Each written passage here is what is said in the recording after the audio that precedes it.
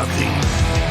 And then there was the Drunken Peasants Podcast. I gotta get a witness. No! Say, man, you got a joint? No, not on me, man. I don't have facts to back this up. It'd be a lot cooler if you did. That's true. Sometimes I cry. Oh! Lick my butthole, he laughed. From the strangest corners of the internet, here to bring you opinions of the world from an altered perspective. Here are your hosts, the Drunken Peasants. Hi, everybody. Welcome to Drunken Peasants Podcast, episode 1014. We're doing it live with Hannibal and Monty. Zebra. Really quick announcements before we get into the show and continue the zebra effect. Last night we did a really awesome Patreon private show. If you're a patron, go check it out. If you're not a patron, sign up. $5. You can go watch it. Me and Billy ranked the top 30. We had a 32 seed bracket for March Madness cartoon, Saturday morning cartoon tournament. Ooh. It was a lot of fun. Voted on by the people, and we won't spoil it for you, but my favorite did not win. Yeah. But it was a good one. It was interesting. And there's others that were suggested because everyone had an opinion on it. Here's the thumbnail I made for it. I'm proud of that. You know, that's DP March Madness. Yeah. Snorks did not win. Spoiler alert, guys. Damn, why you gotta spoil? I know. I'm surprised, Billy, because you're so against spoilers. I know, but I don't want people going in with their hopes up. They would have thought this. Listen, I was gonna ask. I was like, can I know what your favorite was before, or will it spoil anything? I don't want to ruin it because it's a good one. Yeah, Ben's would spoil a lot. Yeah, because it's one that probably could have won. If anybody thought Snorks was gonna win, then you were after my heart. Munchie Cheese didn't win either. Actually, they weren't in it. Oh, I forgot Munchie Cheese. Yes. Yeah, David the Gnome. Like there could be. Was David the Gnome was really, Nickelodeon? Yeah, he was Nickelodeon, huh? And we left out all the Nickelodeon stuff except for the ABC version of Doug was in it. Yeah, not the Nickelodeon version. No, they changed the Nickelodeon theme song. Doug. Yeah, they picked a way worse theme song. ABC Doug was like derp derp derp derp derp. So. I apparently, based on our pre-show conversation, there's gonna be a lot of disagreeing. So I'm gonna play something lighthearted before I prove to Hannibal he's dead wrong in supporting a narcissistic hack with no talent. You're not gonna prove anything to me. You're gonna say what you say. I'm gonna disagree, and we're gonna move on as friends. I'll tell you what. I've seen you in debates before, and I believe that. Because I don't think I've seen you change your mind. I've seen you and Monty debate a lot. I don't know. Doesn't happen. And by the way, he keeps saying this thing about Bernie Mac. Bernie Mac, the by far less successful comedian than Chris Rock. I don't know. Wow. How could you say that? Bernie Mac was awesome, though. Yeah, Bernie Mac was top tier. What did he refer to as his nephew as in that stand-up special? Piglet from the Winnie the Pooh, I think? I forgot, but what was that kid's nickname? Piglet. Awesome Bernie Mac, the guy you idolize? Nope. What? Nope. No? I'm not saying it. I'm not saying it. A little piglet. Nope. No, that's not what he called him. Oh, little piggy? Itty bitty piggy? That's not what he called him. But yeah, Bernie Mac's great. Chris Rock is great. I'm going to play something to lighten the mood. There's nothing wrong with Chris Rock. I'm going to play, Chris Rock. I'm going to play something to lighten the mood, though. First, this is a cameo to Wings of Redemption, a famous game streamer lolcow from Kevin Nash. Hey. Oh, nice. Okay. Check this out. This ought to be fun. Hey, Richard, I'm going to give you They troll him by calling him Richard. He's been... Wings of Redemption he gets trolled by his audience calling him Richard. He's known for his famous meltdowns, like throwing controllers at the wall and shit. a quick update that your 38-year-old, 500-pound streamer is still 13 cans. You talking to me? No, he's talking to Wings of Redemption. I feel like I'm going to cut this up, make it look like he's talking to me. He just 38-year-old, 500-pound streamer. Let's go. Just for weight loss surgery and bought a salvaged V6 Mustang. Fuck, buying a V6 Mustang alone makes you a douchebag. You're an animal killer. You abuse, but Not only are you an animal killer, but you abuse your pets. Jeez, I think killing animals would be pretty much abusing pets, unless you just abuse the pets. So you and see, kill this is other going to be a mood lightener? Oh, it gets better. animals. Then you're fucking Dahmer. And you also abuse your wife, who you married for her health insurance, and you want the age of consent to be 12, which I find it very hard for anybody to. I don't believe this is true. This is just what a bunch of trolls got together and bought a cameo and bought Kevin Nash to like be, because he'll read anything. I've seen a bunch of his. He'll just read whatever you give to him. Really? Yeah. Kevin Nash. Okay. What's he cost? Like $500? He costs a good amount. Want the age of 12 to be, or the age of consent to be 12. I want him to do it while eating a fucking bowl of ravioli. Any of this shit's slurping true, a piece raviolis. of fucking shit. If it wasn't, busy with my own fucking turmoil, I'd probably fucking, His best buddy died. Yeah. Wish you brain cancer or something fucking mean like that, but I got my own shit going. I would, at the minimum, fucking put a pillow over his face and punch him 15 times. I mean, I look in the mirror every day, and I know I'm none of these things. I guess it could be worse. You could be a fucking Russian pilot. You could be bombing fucking children in the Ukraine. He's So I very guess political you now. Forgot to add He always that has to your been. fucking.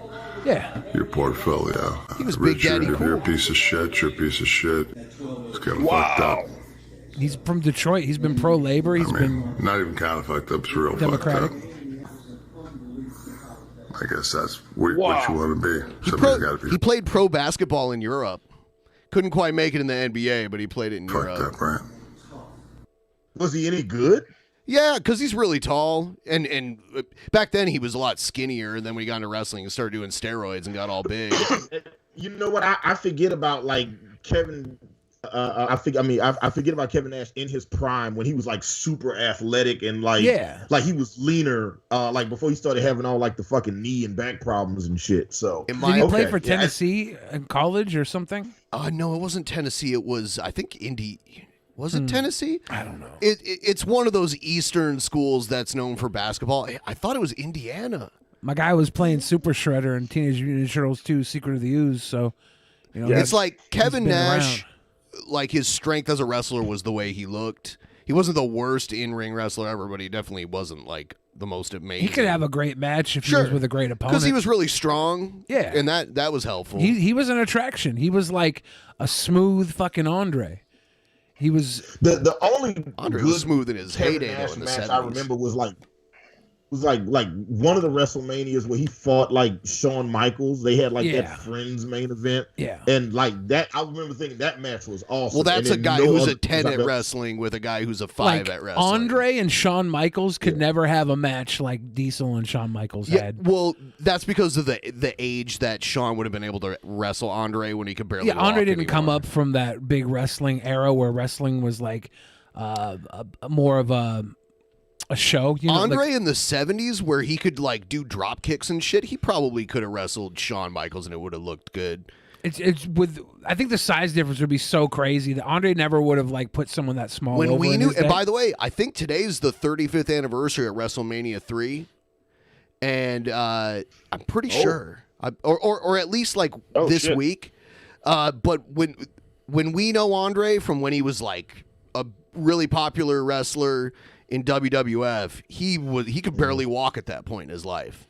Like I wonder how many wrestlers we know that have straight up slapped somebody just because. You know, like it's gotta be a lot. I'll watch Dr. D, David Schultz slap the shit out of John Stossel, and but he got in trouble for it. He got sued. He got fired. All that kind of shit. Like, I think it's funny because I think John Stossel's a little weenie, but Dr. D got all the consequences. He probably could have gotten more too. Wasn't that a scenario where like Vince McMahon told him to do it and then he did it and then got And then in he trouble fired for it? him, which is bullshit. But whatever. But he said, "Hey man, all I was doing was reading what was on the teleprompter. I just did what I didn't write it." Then later on, Dr. D ended up becoming an international bounty hunter, and he would like go to other countries and take down like narcotics rings and shit. Shit. Yeah, he was like a crazy. Like they could have turned his life into an action movie. Yes, right. He became like a fucking he was like Dog the Bounty Hunter, but it's like somebody I was genuinely terrified of. Yes, he was scary as fuck. And I guess Stone Cold based his character off of Dr. D in many ways. David Schultz. Did not know that. Yeah. Okay. So now we're gonna get into the contentious issue. So now it's gonna start. Now we're gonna stop being friends forever. Now. Ever. The friendships are over. Here we go. That's it. Say goodbye to the Bieber effect, They y'all. got me so humiliated. People are discriminating against wolves. Wow. They're laughing at our stupidity. DP Action News. You better well learn to love it. Oh, you know what? Really, is that you saying PP Action News there? No, someone I else said that it. made I that. said it right before. That was years ago. This is another kind of funny video, but it's relevant to the Will Smith, Chris Rock stuff. And I saw it was Derek Blackman that posted it. Yeah. Today. Everybody like the stream. Everybody Boom. like the stream, please. Give the stream a bunch of likes.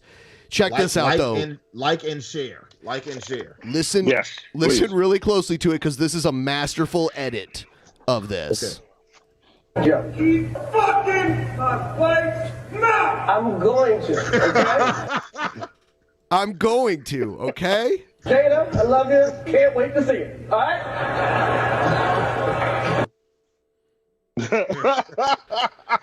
Listen, I need that for our show tomorrow. I need that. Can you drop that in the Skype call? I need that. I think it'll upload. I'll play it one more time. Here it is. Yeah. Keep fucking my wife's mouth. I'm going to, okay? Jada, I love you. Can't wait to see it. All right?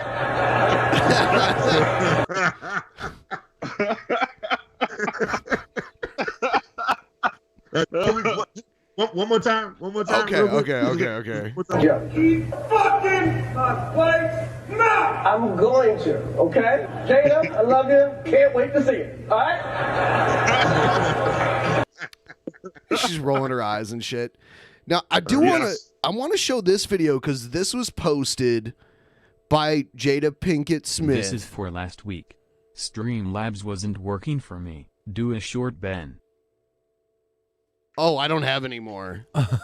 I killed that bottle. Yeah, that bottle's not going to last longer than a weekend. Right. But Ben definitely did a shot for you at one point. In spirit.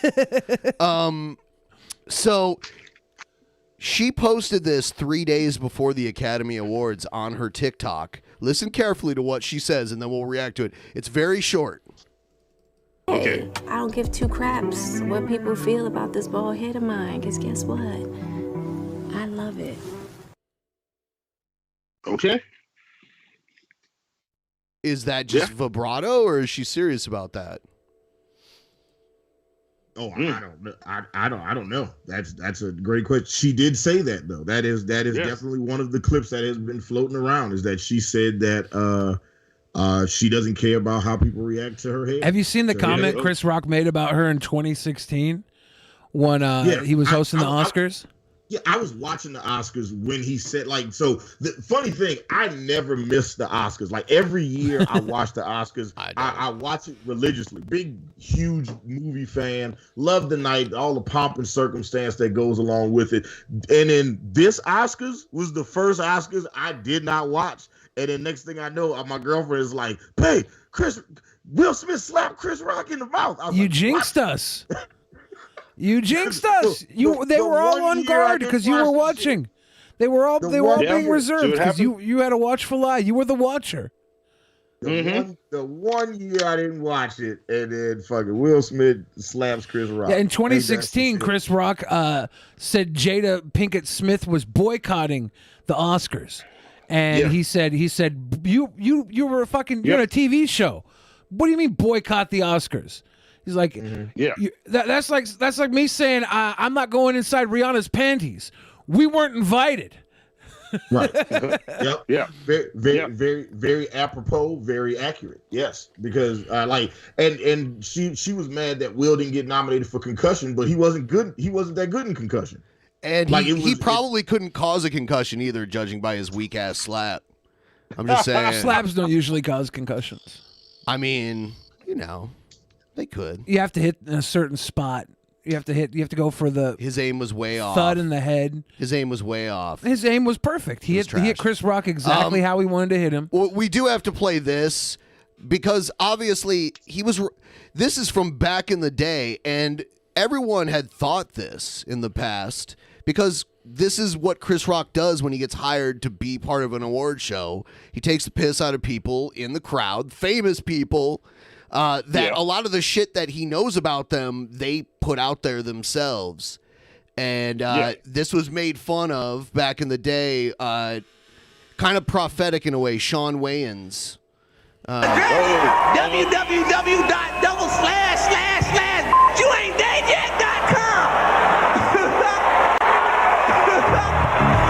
you very much. And so, coming up to the That was stage P. there, Diddy, slapping him is supposed to be P. Diddy. Yeah. That's close enough though. Yeah, and isn't it interesting that P. Diddy gave the honor to The Godfather 50th anniversary at last night's Oscars? What the fuck was P. Diddy doing at the Oscars? Don't know. Yeah, Don't know. Being Diddy. And isn't it interesting that in The Nutty Professor, when Eddie Murphy's character goes up and slaps the shit out of Dave Chappelle, his date that night is Jada Pinkett Smith? Yeah. So there's some weird stuff going on there. People who are saying this is a work. The conspiracy has a lot of coincidence going inside. There's a lot of coincidence. I still don't believe it's a work, but yeah, the biggest coincidence, the biggest thing that makes it a work is Chris Rock put his hands behind his back and tilted his head forward. That's asking for a slap. He took it like a champ and handled it better than anybody else. Will Smith is a child. A whiny Lowbrow Jester brat. says maybe he likes Untalented, movies. too.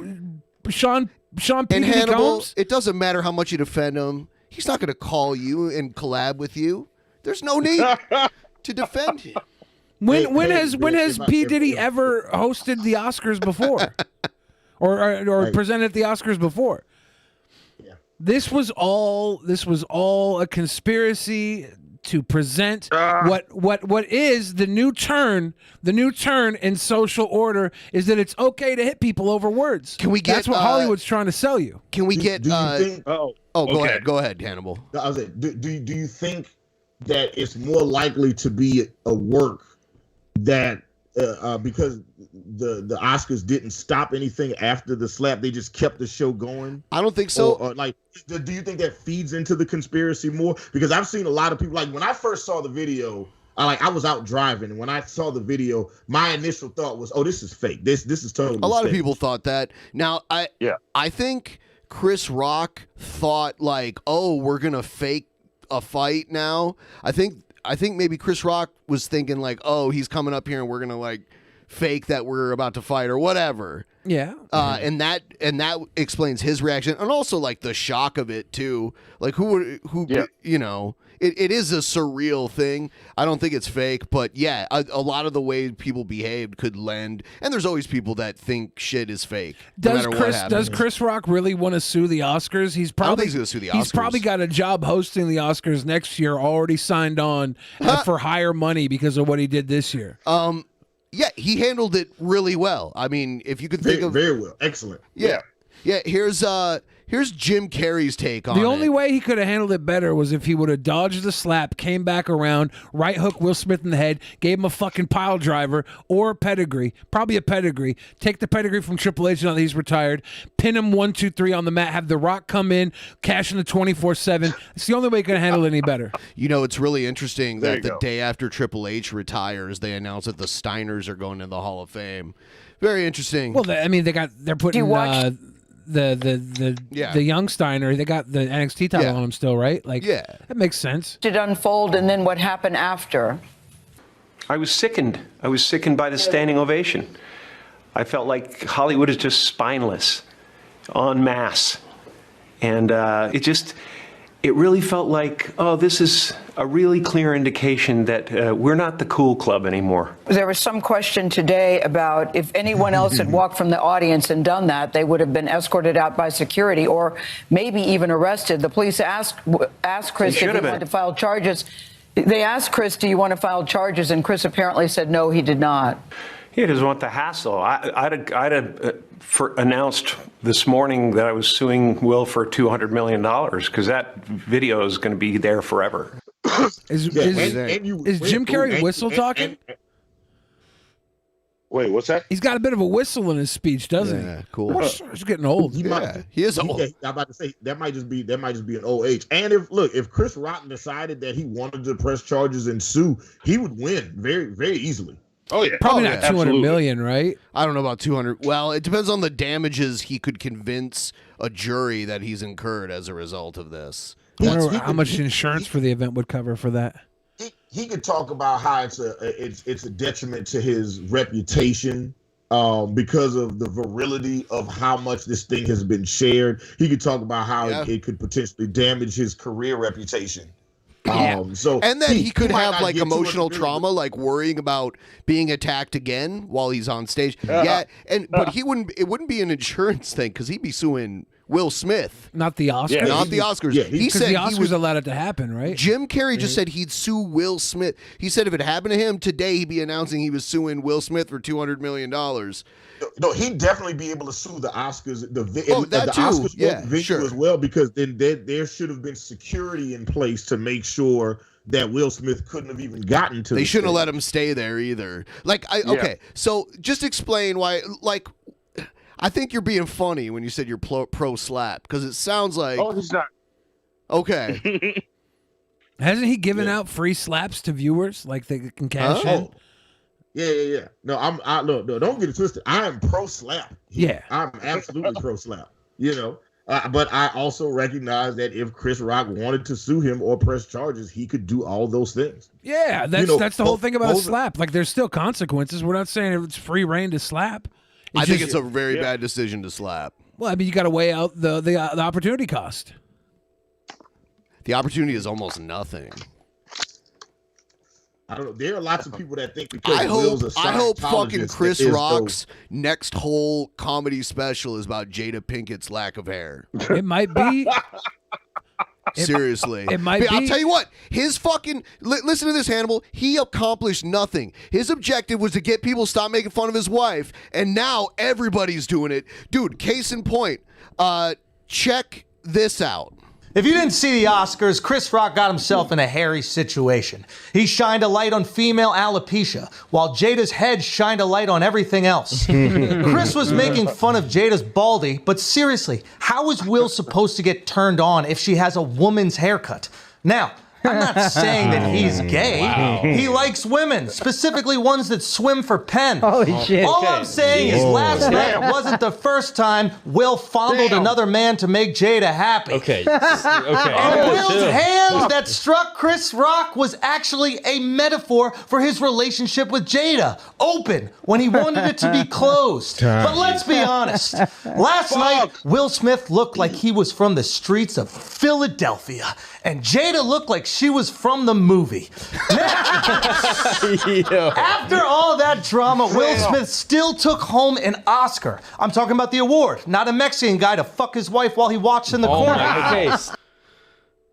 Wow. Now I'll get back to the Jim Carrey stuff. So, like, if his objective was to get people to stop, so you're not watching the whole clip? Well, that was like a shorter clip that I downloaded. Yeah, we had the whole clip ready to go, and there's a sign there. Where there's so much more to that. I will play that, but before that, I want to show you because I listened to most of this podcast that's from, and was that from the Brilliant Idiots? It's that's what it looks like. Flagrant 2 podcast. Oh, Flagrant 2. Listen to this. They go into an ad here. Listen to the ad. Man, fuck. All right, guys, we gotta take a break for a second because some of y'all are going Jada Pinkett Smith, and you don't have to. Okay?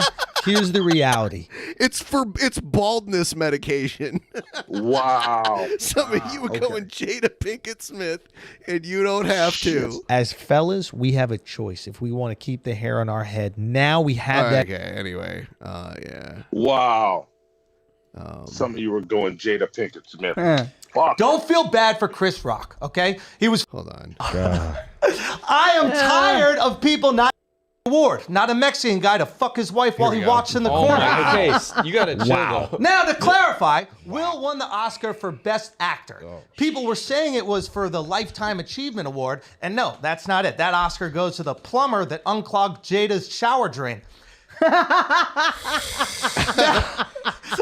Now, I am tired of people not giving Jada enough credit. Okay, it was actually Jada that helped Will get in character for King Richard, because when she gives blowjobs, her head looks like a bouncing tennis ball. Give it up to Will, okay? Give it up to Will Smith. He is the only person to be recognized by the Motion Picture Academy and the Citizen app on the same night. And to everyone saying Will was probably under the influence, no.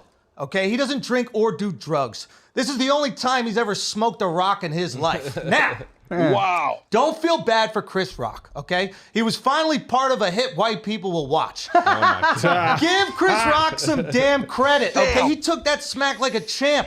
And next year, he's gonna be ready, okay? He'll have more bobs and weaves than Jada's wig collection. Now, a lot of people are saying this never happened during Oscars So White. Exactly, okay? The white Oscars are mind-numbingly boring, or as Jada would call it, a relationship with Will. So, I think we can all admit this was shocking, okay? Because if there was gonna be one chick at the Oscars with a hair loss disease that doesn't understand humor, I would assume it'd be Amy Schumer. Oh my God. Anyway, Will, let this be a lesson to you. If you want to keep your wife's name out of other people's mouths, make sure to keep your hands off comedians. What's up, everybody? Welcome to Flagrant 2. Now let's start the show. Hey! God damn it. Yeah, I've never seen this show before, but it's pretty good. I've never seen Flagrant 2 before. I've seen the Indian guy before that's sitting to the left of the guy in the armor. I've seen him. Yeah. If you want to keep your wife's name out of comedians' mouths, you shouldn't slap one. Yeah, that's true. That's a true point, right? Especially like this only brings more attention to the joke. How many comedians out there do you think idolize Chris Rock? I'd be willing to bet a lot. I think a whole lot. I think like he's widely regarded as a legend in in the comedy community, and I don't feel like that word gets thrown around too often in the world of comedy. No. And for a black comedian to be so widely regarded amongst his non-black counterparts that way speaks to the level and status that Chris Rock has reached in his career. Now, Andrew Schultz is a comedian, and he knew he had to wear all that armor saying that, because Will Smith's going to come at him with some armor-piercing fucking jousting bullets. But also, at one point in the joke, he says that Will Smith is gay, and then the other, he says that Will Smith wants to be in a closed relationship with Jada. Like he's making jokes, right? Like there's no that was roast humor. Yeah, there's no straight like real line of a point here other than it's right after talking that. Shit. Right after that, they get into like their actual feelings on it. Yeah. Our guy here, Andrew Schultz, was tearing up Will Smith with jokes and Jada with jokes, and you're allowed to do that. You should do that. This is probably how Chris Rock should have followed up. Honestly, the thing that I think was most disrespectful was how bad the fucking joke was. It was a bad joke. It was 25-year-old reference. Yeah, like that was a shit joke. If I was Will Smith, I'm getting up and slapping him over the fact that joke was so shit. I find it not strange. because it was offensive. I find it strange. I was just gonna say I find it strange here. Gayle King really goes out of her way to try and defend Will Smith here. Going to last a very long time. If you want to yell from the audience and disapprove or show a disapproval or say something on Twitter or whatever, you do not have the right to walk up on stage and smack somebody in the face because they said words. No, I agree. I think we all agree on that. I just thought, Jim, that it escalated to that. You know. She's like, it escalated to that, and Jim Carrey's like, what? What I mean, that it escalated to that level. It didn't escalate. It came out of nowhere because Will has something going on inside him that's frustrated, and I wish him the best. I really do. I don't, you know, I don't have anything against Will Smith. He's done great things. But that was not a good moment. It cast a pall over everybody's shining moment last night. You know, a lot of people worked really hard to get to that place and to have their moment in the sun and to get their award for the really hard work they did. And it is no mean feat to go through all the stuff you have to go through. Yeah, do you think that's the right time and place to slap somebody? It's whenever the feeling comes along, you gotta whip it. You shouldn't just do whatever your feelings and emotions tell you to do. If a problem comes along, you must whip it. No, you shouldn't. That's horrible advice. My thing is, I think all of us have spent a lot of time and like especially talking about Dave Chappelle shit and defending comedy. Mm-hmm.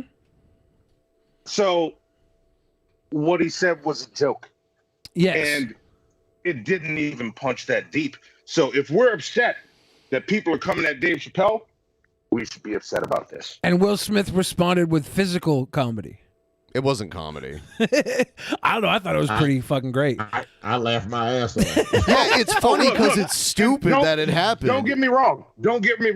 I laugh my ass off every time I see that slap. If Will Smith would have knocked Chris Rock out, I would have been 100% different feeling about it. It was a fucking slap. True, when you're nominated for an Oscar. And I want to go back to the Andrew Schultz comment. Even he and his whole thing going down, talking all this shit, was saying, you know, don't feel bad for Chris Rock, right? Don't feel bad for Chris Rock. He's fine. He's going to be just fine. Yeah. He's not $200 million worth of damages. It could be argued. I would be surprised if this doesn't reinvigorate his career on a new level. This will probably get him a big special on Netflix or something. Of devotion that you have to do. This is about to make him some money. Chris Rock, not too long ago, came out about how he has all kinds of like mental struggles and depression, and how he got divorced and all kinds of shit. I think everybody's got this shit. I just want to say it says a lot when he has his shit and he doesn't react. Like, he could have reacted very badly. Will Smith turned his back to Chris Rock very quickly, but Chris Rock's a little guy too. You know, it's to me, it was bullying from Will Smith. Was he that much smaller? Well, it's not really bullying, right? It was. I don't know about bullying. It was an assault from Will Smith. It wasn't. But Absolutely an assault. bullying implies a continued amount of well, he went back to the audience distress. and was barking shit at him. Yeah, because he was it's like when a dog bites you, it pulls away and barks once it's no longer biting you. Yeah. Like it's just so he's a dog and not a person? I mean, I think when we go down to our emotions, we're very animalistic. Some people less than others.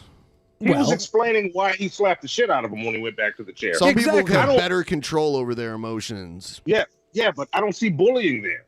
Okay. Yeah, we're not arguing some people here. We're arguing what happened with Will Smith. Like, I'm saying there's an acceptable level of dealing with your emotions, and there's an unacceptable level. Yeah, and if we want to say this is unacceptable, yes, but it's happened now. Now what do we do with it? Talk about how it's unacceptable, which is what I'm doing. I don't think talking about... Thanks for taking me back to the beginning of our conversation. I don't think talking about something being unacceptable is the be-all, end-all of the conversation, right? It's not. Like, there's but more that's depth to this. And I agree with Hannibal. You don't have to play Jim Carrey the whole time through. We can talk about this. Okay. Yeah. I agree with Hannibal in that, like, you got to watch your mouth because you can get yourself slapped in it. But this is the discussion that comes up. Yeah, like, I'm not saying you should slap. I don't think it's the right move for most people. I think most people aren't built to slap. I think most people aren't built to deal with the consequences, and you should listen to the law and the rules of society and stand back. I don't think you're built for a slap. Like, 100%, Ben is right. For 95% of you watching right now, listen to Ben. 100% correct. 100%. For like Hannibal, for me, listen to him. For Monty, for Will Smith. Billy's refuge is back to his ego. For like there's for my good pal Joe. He put himself in the middle though. He didn't say his name first. Yeah, my good pal Joe, who literally has moments like this, like 2-3 times a month, and gets away with it. Like, like, come on. Like, some people live like this. Most people don't. That's the real point here. Yeah, look, if Joe needs a partner in his slapping spree, call my phone, okay? I will fly back to Seattle in a heartbeat, okay? I think. Listen, Joe, who we slapping next? I got my baby powder right here. Yeah. I think that's why this is so foreign to so many people. Performative. This is so foreign to so many people. They just don't live life like this. And I understand that. What's performative? Why? Hannibal. I'm literally. Why? You tell me why. I'm literally giving you real life applications with evidence that this is how my life is. It's not performative. This is life. Yeah. No, and look, Ben, Hannibal's not performing. Hannibal will slap a motherfucker. Hank Chill says Billy thinks he is the Fresh Prince of Seattle. I mean, I never had to move with my auntie and uncle. Like, I just go out there. One thing that I've always done is I always give people a warning first, though. Like, I don't just like, and that's one thing that I really wish is like, hey, like if somebody's doing something that I feel like is disrespectful, I say, hey, so if you stay on this path, I'm gonna choke you the fuck out. Okay. I don't want you to take this shit personally, but you will feel like you will wake up like you just took a nap. So if you keep down this path, this is what I'm letting you know. And then if they continue down the path, then I choke them out. Yeah, to be honest, like Will Smith, what Will Smith did, it definitely was like on him, right? Like he was laughing, he saw Jada hurt, and he went into a mode where he was like, "Fuck, you know, I got to do something." He had his tipping point, and he tipped. And I don't think that it was right for him to do that, but I understand that why he did it, right? And I think that slapping somebody. We allow all these emotional jabs all day long because they're jokes, right? They're barbs. But like we know for a fact, sticks and stones aren't the only thing that break people. We know that. We've changed over the last 50 years where sticks and stones will break my bones, but names will never hurt me. And we've got a society now where like, well, actually, no, words do hurt people, and we've accepted that as commonplace. But we're still at an area right now where we are acting like a slap is the same thing as knocking someone in the fucking head, right? Like I feel like it's two different things. He slapped him. He didn't knock him the fuck out. He didn't hit him with a haymaker, right? No. Yeah, like there's he almost definitely would have been arrested. There's varying levels of assaults, just like there's varying levels of emotional attacks with joking. Like there's a point that hits with bullying. Chris Rock wasn't bullying. He said a joke. And I said Will Smith was bullying, not Chris I know, Rock. and I'm saying Chris Rock wasn't bullying. He was just doing his job. He was just he made a joke. It was I don't even know if he wrote that joke, right? Like that joke was a pretty low level joke. And then when Will Smith approached him on stage, he puts his hands behind his back to show he's not a fucking threat, puts his head out in Will Smith's face, basically tees the fucking ball up for T-ball. Will Smith cracks him. It's a picture-perfect slap. Like, from the angle it hits, it was like the Batman slap in the memes where Batman's doing the thwack. It was like literally scene for scene, a copy of that. No. Will Smith stopped about right there with the slap. Like, I just think it shows. Well, he smacked and pulled in. He pulled down. It was like a disrespectful slap. And I think it's pettiness and a lack of emotional maturity. Well, there's definitely a lot of emotional immaturity that Will Smith's dealing with from his childhood that's coming out in moments like this. There's a pressure for him to live up to all these different. He overshares, like I was saying yesterday. He overshares stuff. He doesn't need to make all this shit public. But he does because that's his problem. People are going to talk about it. That's who he is, though. Yeah. That's who he feels like being in the moment. Then him getting ragged on is going to happen. Yes, he should ignore it. Everybody can rag on Will Smith. I'm not saying don't. Rag on Jada. I was the one that sent you the Andrew Schultz clip. I sent it for a reason. I'm not against people fucking joking. I just think that there's a whole lot of fucking levels to this shit, and I don't want you guys to think that you can just go around joking and not get slapped. Because people are out there that will slap you, no matter how funny your joke is. I'm a slapper. I won't lie. Yeah. Yeah. Like I think as a comedian, you should want that slap. You should Yes, you should be willing to tell every fucking joke, hoping somebody goes out of their way to give you a one-handed round of applause to your face. See, I don't know. I think maybe you want the heckles. Where am I? What is this? Because Gad says, "Hey Billy, assault is illegal. Jokes aren't." Yeah, and you shouldn't assault people. But this fucking slap in the face is not that big of a deal. It's not. I only slap when asked to, and never in the face. So there you go. I always slap in the face. Never in the face. Sometimes I switch it up and hit a backhand with a fucking wedding ring on. And I'm not even married. Listen, Billy, we know, okay? We know. All right, me and Monty had a long we had a long conversation afterwards. Like, man, this nigga Billy wild as hell. It's amazing. I'm a sweet boy. Check this out. Yeah, lowbrow justice. I think what Billy is saying is you shouldn't assault, but people will assault. Yes. Like you're okay. Like I'm not saying Will Smith should have done what he did. I want to play what your buddy Boogie said. Just saying, sometimes this shit happens. I wanted to follow up about this Chris Rock versus Will Smith thing, and I don't know if I'll make a YouTube video about this or not. You're going to help me decide by your comments, okay? You're making a YouTube video. This is Twitter. This was on Twitter. I think he did make a YouTube video though. Probably. After this. I've watched the incident a few times, and I've listened to Will Smith's acceptance speech about a dozen times now. And I'll tell you what I'm hearing. And again, let me try to justify what I'm thinking here. Originally, Will thinks the joke is funny, and then Jada gets upset, and he looks at Jada, then he goes on stage and does something to defend his wife. And then later in his acceptance speech, he says, if you're in this industry, you got to do crazy things, and you got to deal with crazy people, and love will make you do crazy things. Ridiculous excuses. And that, to me, sounds like the victim of a narcissist. Your Honor, love will make you do crazy things. You see that? I wonder how many times that's been said in court. He says Will Smith is a victim of a narcissist. Yeah. Yeah, he's not a narcissist. He's a victim of a narcissist. Well, he's saying that also made him into a narcissist. He's a victim of a narcissist. He literally says that. Or could they both be narcissists? Yeah. People in love will make you do crazy things. Yes, Jada is also a narcissist. And that, to me, sounds like the victim of a narcissist. That sounds like 16-year-old Boogie who was raised by a couple of narcissists, defending his narcissist and trying everything he can to appease that person with his words and his actions.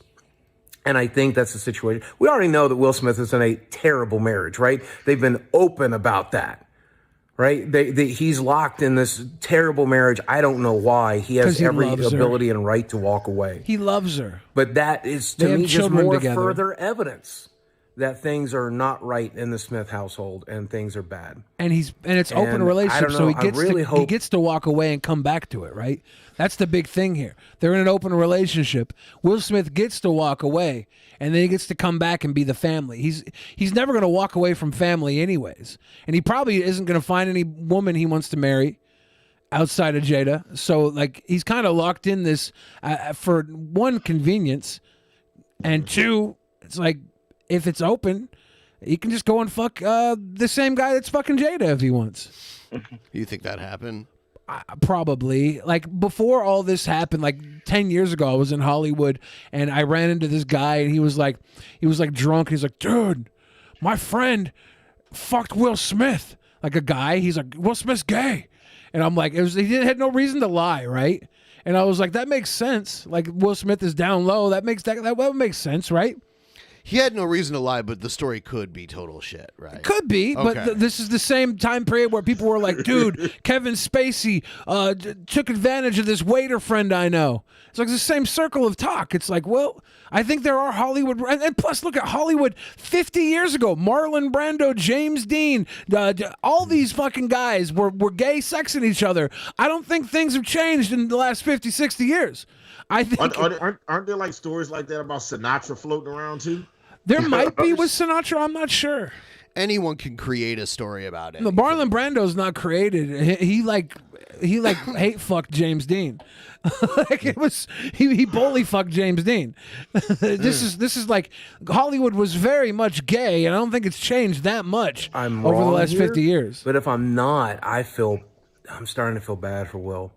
I really, really am. Because Will's that probably man might have bi. ruined his career for a woman who clearly doesn't love him. No.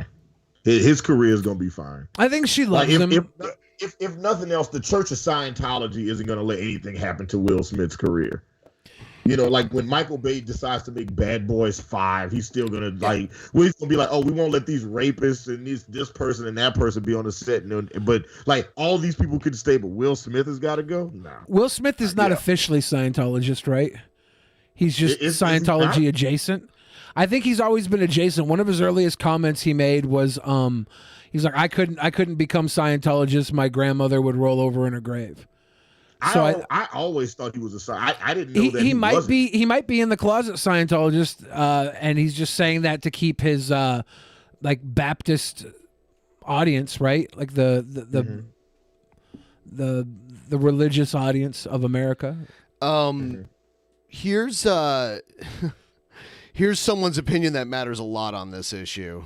Okay. Hey, Twitter world is yours truly. I just had to run to a quiet spot. I'm here on that other coast. It is beautiful. Now, I got here thinking spring break was over and I would come and get behind it, but evidently places like Delaware, University of Delaware and stuff, they do late spring break and they chase me. I finally got to a place that it's a little quiet. Now, I thought the question I would be getting all day would be the question about the overtime rule of the NFL. Well, you know, I don't totally agree with it because certainly it hurt me. But the question I've been getting is Will Smith and Chris Rock. Hey, look, it was unfortunate. I think Will was wrong. Look, I understood the feeling. Now, sounds a lot like Billy's opinion. What? Yeah, I'd kill too if I was. In the It sounds position. a lot like. It sounds like what he says here is very lockstep. I would murder with two Hannibal. people and get away with it. No, he's talking about what Will Smith did to Chris Rock. Oh. It's very similar to Hannibal and Billy's opinion. My life, I've been through a lot of crap, and I was raising two young kids, and every comedian in the country had an OJ routine, and don't think I wouldn't want to be slapped a couple of those guys, but you got to accept it's humor, and I didn't even think that was. Could you imagine if it was OJ coming at you instead of Will Smith? Fuck that. Yeah. OJ could give you a concussion with a slap. Lowbrow Jester just said, "Watch out, he's got a knife." You don't want OJ coming at you. Exactly. Fuck the slap. At that point, I'm 100% sure OJ's about to knife me. Joke, but I don't know. I don't get it. I know this. After what happened to me in Las Vegas, if I would have done that in front of 1 billion people watching around the world, they would have given me life without. I don't know. You've gotten away with murder before, OJ. Yeah. He's like, if that was me, I'd have went to jail. Yeah, he's like, if I would have done that, I would have got life without parole. No, you. Yeah. I don't know if that's true, OJ. Based on previous results. Just pull out the glove, OJ, and show him it don't fit. I am curious though, like, and I want to ask you guys and everybody in the chat, why do you think the Oscars didn't escort him from the building when it happened? Because they knew he was going to win. Yeah, they wanted to, despite the slap, they wanted to keep him in the building. They wanted that moment where he won and cried and fucking thanked everybody, and they didn't want to miss out on that. Here's the shit. They didn't escort him out because look at how much the Oscars have to deal with now. That's Will Smith and Chris Rock's problem. We're done. They escort him out. We're talking about the Oscars escorting them out. If it wasn't a set up staged event, then the reason they didn't escort him out was because, like Rock said immediately after it happened, it was the greatest night in television history, and Will Smith gave them that, and they're like, well, shit, we're not going to make this worse by now having people who love Will Smith mad at us for escorting him out. We're going to let it play out naturally. When you fight somebody in a club, half the time they don't kick you out. They separate you so you don't fucking catch them on the outside of the club.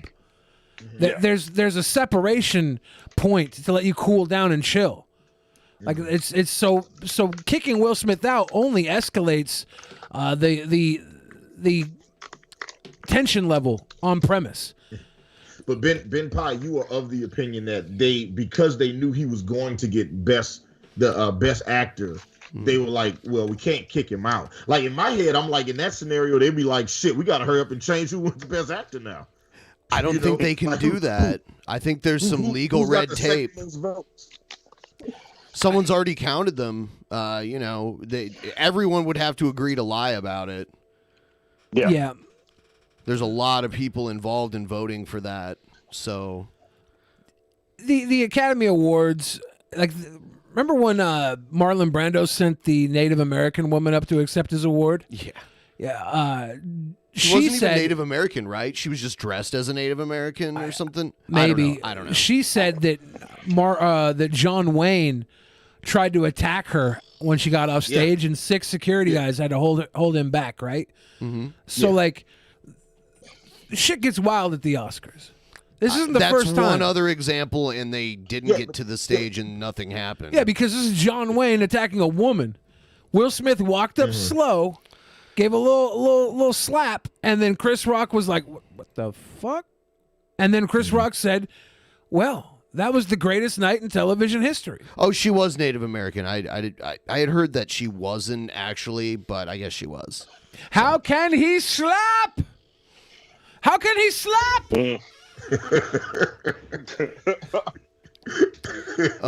Here's Bill Maher. I gotta stand up. How many clips do you have of people supporting Will Smith? I gotta imagine all of them, right? I don't know. Do you have any? Well, I thought maybe you wouldn't create this bias. Good. I don't see too many clips supporting him, honestly. I would have looked for it if I was in charge of tonight's event.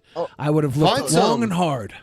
Yeah, there's plenty. I thought he reacted as well as you could in that situation, and it was not a good look for Will. I mean, I could make a case that we're all been under a lot of pressure, and there's a lot of emotion, and I understand a lot of emotion running through him, but that was just out of line, and it reinforced the idea that jokes are the enemy, and it was sort of like cancel culture encapsulated, because at first you saw he was laughing at the joke, right?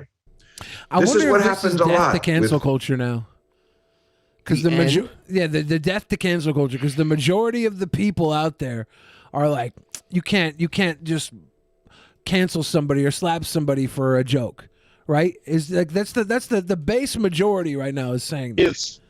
It's the same as what I said about Dave Chappelle. If we're gonna get mad that everybody's railing over, oh, he disrespected this group and that group, when I don't believe he did, why is it okay for a lame ass G.I. Jane joke to get you slapped in the face? It's not okay. Oh yeah, it's not okay. I don't think, Hannibal, would you say it's okay? The slap? Yeah, would you say it's okay? I'm very pro the slap.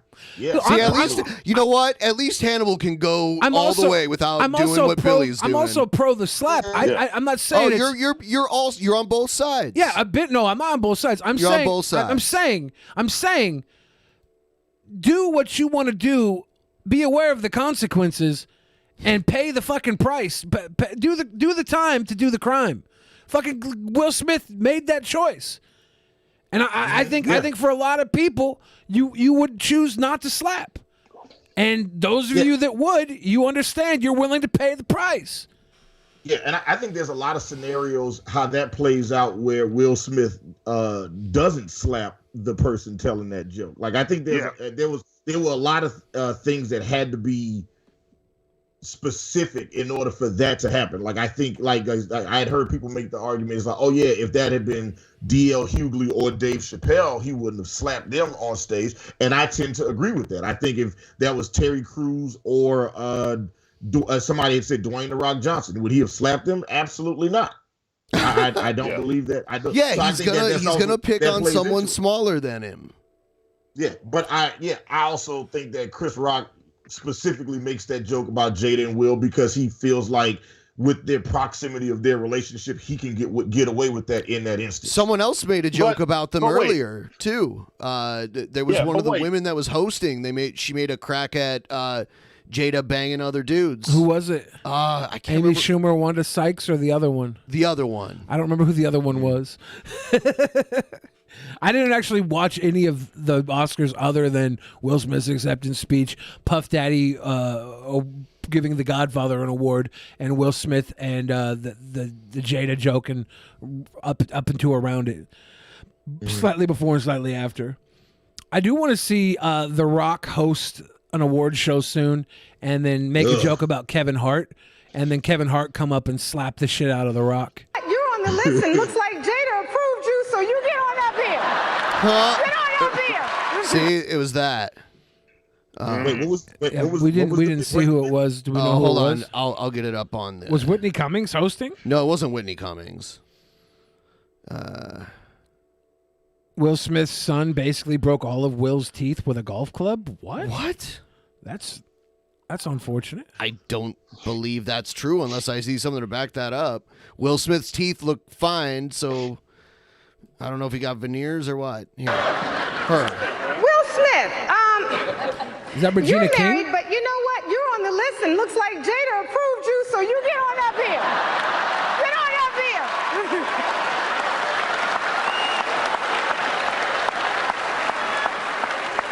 All right. Now, see, we've got another bad boy on our list. What was the joke about? Regina Hall. Shit. I always get Regina King and Regina Hall confused. I'm an It was asshole. about Jada approving, Will Smith to like say, hey, you can fuck my husband. That was the bit. Yeah. You know, it's like, hey, these are a list of guys that I am allowed to fuck. Jada said I could fuck you, so we'll get your ass up here. Will Smith should run up and slap the shit out of her too. No, What? that would not have went over very well.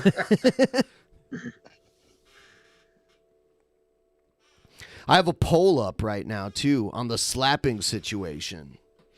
Everyone can vote. Everyone can like this stream. Right. If you haven't already, we got the zebra effect going on. And I hate to ask this question, but like, are we automatically the black stripes or can we be the white stripes? You're the white stripes. Are you Yeah, that's my favorite band. Or not my favorite band. It's a good band. Jack White? I would have been lying if I said it was my favorite. That's damn good. I was wondering if you were gonna say that they were your favorite band. I was like, they're not your favorite band. That's not a I'd be true lying. statement at all. Yeah. Currently that's Fall Out Boy. Used to be Sublime. There you go. I'm not ashamed. I didn't even think that you guys were the black stripes in all this. I thought you were the white stripes. There you go. There you go. We are the white stripes. There you go. I assumed that you were the bright layer of positivity infusing with Ben and I's dark, brooding nature. So I want to point this out. The red is Will Smith saying that what he did was inexcusable, and the yellow is Will Smith making excuses for it. Yeah. Yes. Violence. My behavior at last night's Academy Awards was unacceptable and inexcusable. Jokes at my expense are a part of the job, but a joke about Jada's medical condition was too much for me to bear, and I reacted emotionally. Yeah. Yeah, he's giving not an excuse, giving a reason, right? That's the reason he lost his shit. Sometimes. Yeah, but he could have really just ended it with inexcusable. Yeah. But Could have, yeah. But he's just saying, hey, And then apologized. by the way, I lost my shit. He could have ended it there and then apologized and ended it, and it would have had the same effect. I don't think his apology really matters to anybody, right? It doesn't matter to you because it's not to you. Look, but it doesn't matter to you either, right? You're Not really. saying the apology's I'm not... just analyzing it because I think the man has a crazy ego, and I've always thought that about him. Yeah, but flipping that apology the other way around makes it play better because it's like, I did all this because of this, and I shouldn't have. I just want to remind you guys. Insert the red part. that I, like Will, was born William, my name William, like another member of tonight's panel, Hannibal. Is a William. And I need people to know that we were born Williams because we will slap the shit out of you if we feel the need. That's not a coincidence, a conspiracy. That's just the way it is from the moment you're born. If you're a will I am, you might as well be a hell yeah I will. Slap the shit out of you. Interesting. Somebody in the chat says 1/3 of his social media feed is pro-assault, 1/3 is conspiracy theorists, and 1/3 is reasonable. That's interesting. I wouldn't have expected it to be such an even cut, because that is not what I have seen in this. Like, I think the vast majority of people are anti the slap. Hold up. Getteringer's exact quote is 1/3 is conspiracy theorists, 1/3 is pro-assault, and 1/3 are reasonable. What about the people that are anti-assault? It's the reasonable people. What? Yeah. Look, I'm anti-assault, but I also understand that some things will get you slapped. Like, I'm anti-assault. I'm sorry. I'm anti-assault. Don't assault people. Don't assault people. Don't do it. At the same time, some shit you say can get you slapped. Yeah, I'm pro people not doing things because they fear they'll get slapped. I'm pro not doing things. I'm pro people not doing things because they fear they will get slapped. If you're worried about getting slapped, don't fucking do it. Puss on. If you don't care about getting slapped, then go out and do whatever the fuck you want. Don't think because there's a law against getting assaulted that you can be a provocative motherfucker. If you want to go be a provocateur and stir shit up and then say, you can't hit me because there's a law against you, well, guess what? Motherfuckers break the law all the time. I used to eat fucking beef on Friday at Catholic church. Didn't give a fuck. What? I still do that shit. I eat beef on Friday. It's up in the air whether or not this was. It's up in the air whether or not this was actually Will Smith's Twitter. Yeah, it was. It had a lot of followers and it was posting all the same shit that he was. There's another guy that's at Will Smith on Twitter, and that guy was taking all the punishment. Like, everyone that was mad at him was tweeting at him, and he's like, I'm not that Will Smith. He said, my name is Will with one L Smith. No, it's the same. It's the same name, but it's like a red-haired white guy that has like a podcast. Poor bastard. Everybody's like, you should be ashamed of yourself. It was just a joke. Yep. Here, I wonder if I can. Brandon Klein says, I agree. We shall be going to Billy's house and raiding his fridge. Is that what you think you should be doing? Because I think you definitely should not be doing that. I feel like that definitely gets you slapped. Yeah, I feel like that's beyond slap at that point. Yeah. There's a reason. There's a reason I carry over 47 rounds of hollow tip bullets in various chambers on my persons at all times. Because I need to have 46 extra bullets after the one that shuts the motherfucker up that tries to raid my fridge. The other 46 are leftovers. What? What a weirdo. So here's the Will Smith guy. He was getting a lot of shit. Real talk, I'm not the person you're upset / happy with. I make podcasts and video games for a living. And the risk of making people pissed off at me instead of that other guy, the world would be a better place if we stopped answering words with violence.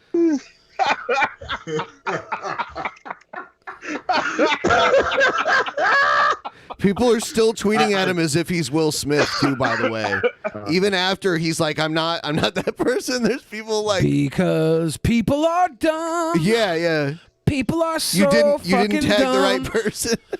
People are stupid. People are so How many fucking followers does he have? dumb. This guy, he has a good amount. He's verified. He has 252,000. Will Smith would have way more, but Yeah. And he would have like millions of followers. I Yes. feel like this is very clearly not that Will Smith. Unless they I don't know. I'm not happy. I'm not going to rest until 100% of our audience is pro Will Smith and anti Billy the Fridge. I'm gonna go so fucking hard convincing you that you accept the slap was just fine and you hate me for the rest of your fucking life. And I'll tell you why. Because if you don't love me now, you never did. Yes, Billy, I don't know where you stand on the slap. I keep trying to figure it out, and then I'm like, wait, what? Yeah, you've learned. You caught on. I You think- caught on. I think where I Funny. stand, That works. where I stand, is that you shouldn't put your hands on anybody. That's it. But you shouldn't live Okay. your life acting like nobody will put hands on you. That's where it is. All right, so far I agree with you. So far we're in agreement on that. Ben, will you search for my my rap song on the internet, Sarkeesian Flow? It's very important that we listen to my song Sarkeesian Flow right now. Why? There's the end of my song Sarkeesian Flow is a very poignant message for all of this. This is very poignant. My documented stance on all of this. I do believe there will be a version of it available on YouTube. I do believe. All right. So it's very poignant. Very poignant. Sidney Poignier. Yeah. Can we play Pinwheels It's like- instead? No, we have to Yeah, listen it's to like- Sarkeesian Flow. It's like talking about how things are facades, you know? I'm sorry, what'd you say? Facades. Billy made it about Billy. I mean, I guess, you know what? I didn't even realize it this time. I didn't make it about Billy. You didn't? We asked. What are we doing right now? We asked my He made it opinion about on Billy's this. song. And I'm saying I've been had this opinion. I wrote it in a fucking lyric. That means it's immortalized. That means this is my opinion on all of this. Okay. Yeah, I just think it's about time that we as a people had a discussion. So I'm a feminist and I ain't afraid to say it. You talk a lot of shit, sipping on your mama's lip. Rip the baby off the tit and let the fucking bottle drip. Ask a model chick to wear this dick and coddle it. Supposing she says no, then I'ma go in on some awful shit. Armageddon, I'm throwing bitches overboard. On your knees, worship me, baby, I'm your overlord. Why you sober for it? Gentlemen, I open doors just so I can slap your ass while walking through, got no remorse. But of course, Billy really is a feminist. Old-fashioned whiskey bitters with a lemon twist. Hitting stooges with the truth and I never miss. Bet on this, I'm dead on, bitch, I make it all look effortless. We know it never is, spread it on hella thick. Peanut butter jelly drip, staring down a selfie stick. Another wealthy chick gonna try and tell me shit. She can eat a healthy dick, second helping belly rip.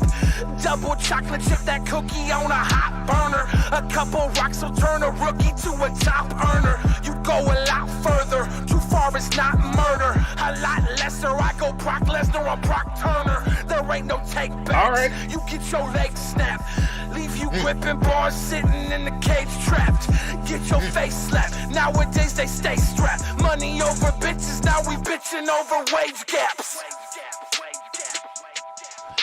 This line here is the important one coming up. Okay.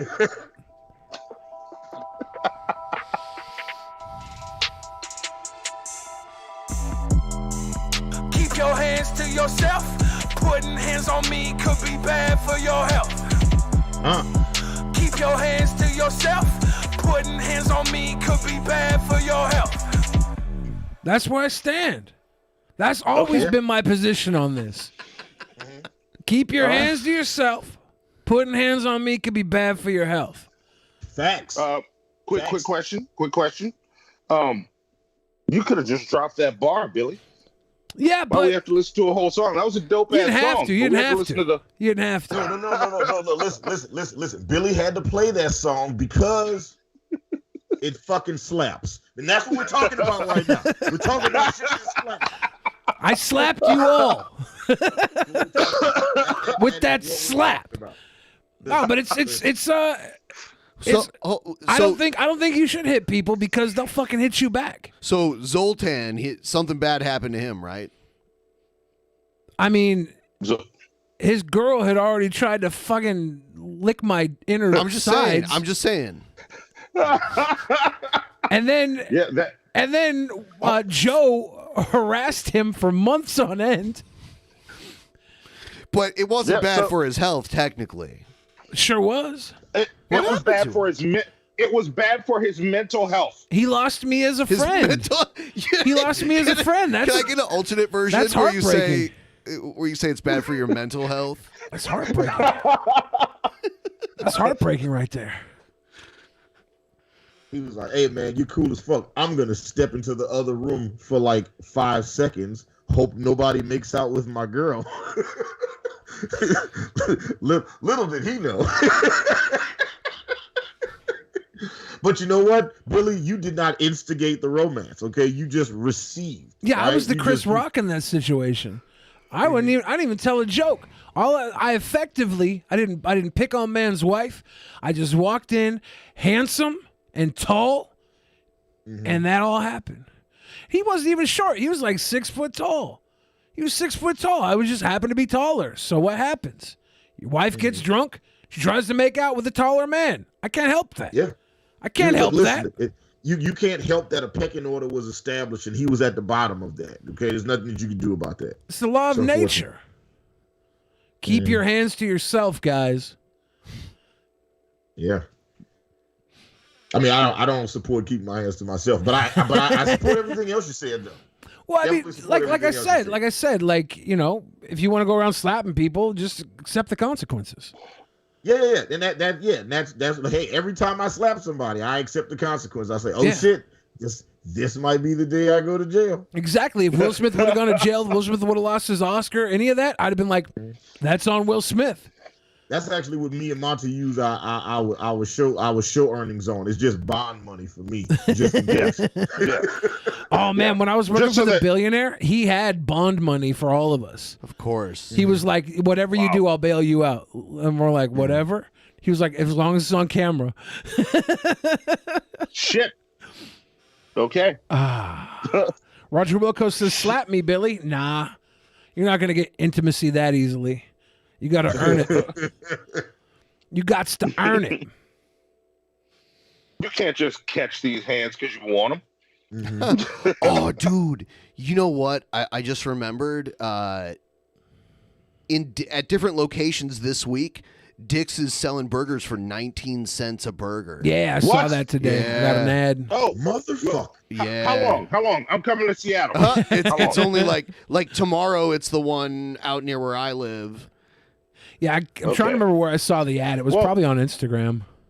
Shit, we got a show tomorrow. Fuck, I can't come out tomorrow. Yeah, I don't think you're making it out. I wish you were. What about Thursday? Do you want to go to Seattle on Thursday and get some dicks? I mean, if you're going to buy a plane ticket, you can afford to pay the extra for the burger. There won't be 19 cents then. If you're going to buy the plane ticket. Says, shit. Says, 19-cent burger day. Tuesday, Wednesday, Thursday, at different locations. Oh, Thursday's not the one by you, though. No, it's the Wednesday one, but yeah. Who? Oh, but no, that's honestly, just the hamburgers and the cheeseburgers, not the deluxe. It's one per customer. Yeah. I'd be going on the Dick's Burger Day tour. I'd hit every one up. The Lake you City also probably one, show up like twice. The Lake City one's by me. Tuesday is today, right? Wallingford, Queen Anne. Those are. I'm not driving out that way. Edmonds, Kent are super far apart. How many burgers can you get at a time? I think only one. Yeah, one. Limit one per customer. That's lame. I know. Like, I want, like, you know, like at least if I give you $1, let me get a couple of them joints. God damn it! Don't just okay. Listen, like we had a lot of, we went to a lot of great places while we were in Seattle. Ben took us he took us to a whole, like, Ben is a phenomenal tour guide. He took us to all these cool places. We went to all these cool restaurants. We went to all these cool places, but like there was something special about Dick's. There must have been some magic in that greasy bag we found. Yeah. I can't explain it. It's just, and I'm not saying it's because we were high every time we had it, but we were also high every time Skeptical we had it. Jesus said in the pleb chat, quote, "Kill all the kids you want if you're willing to accept the consequences." Billy the Fridge.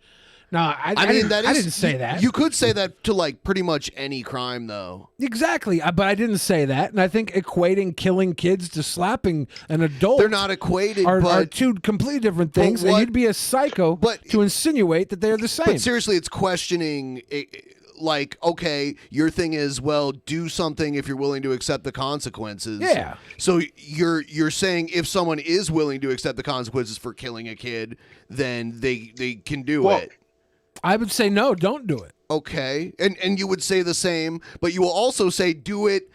I mean, the point is, like, I'll forgive somebody for a slap way before I forgive them for murder. Of course, but I'm saying, like, there's a threshold, you know. Like, of course there is, and I think comparing, like you have committed crimes before. Like you said, back in Ohio, it was illegal to smoke weed, right? That's a totally different thing. That's not assault. Because it doesn't affect anybody else, right? Right. It affects basically you and then the Taliban who's getting all your drug money and funding terrorism. But maybe, possibly, that's a joke though. Yeah.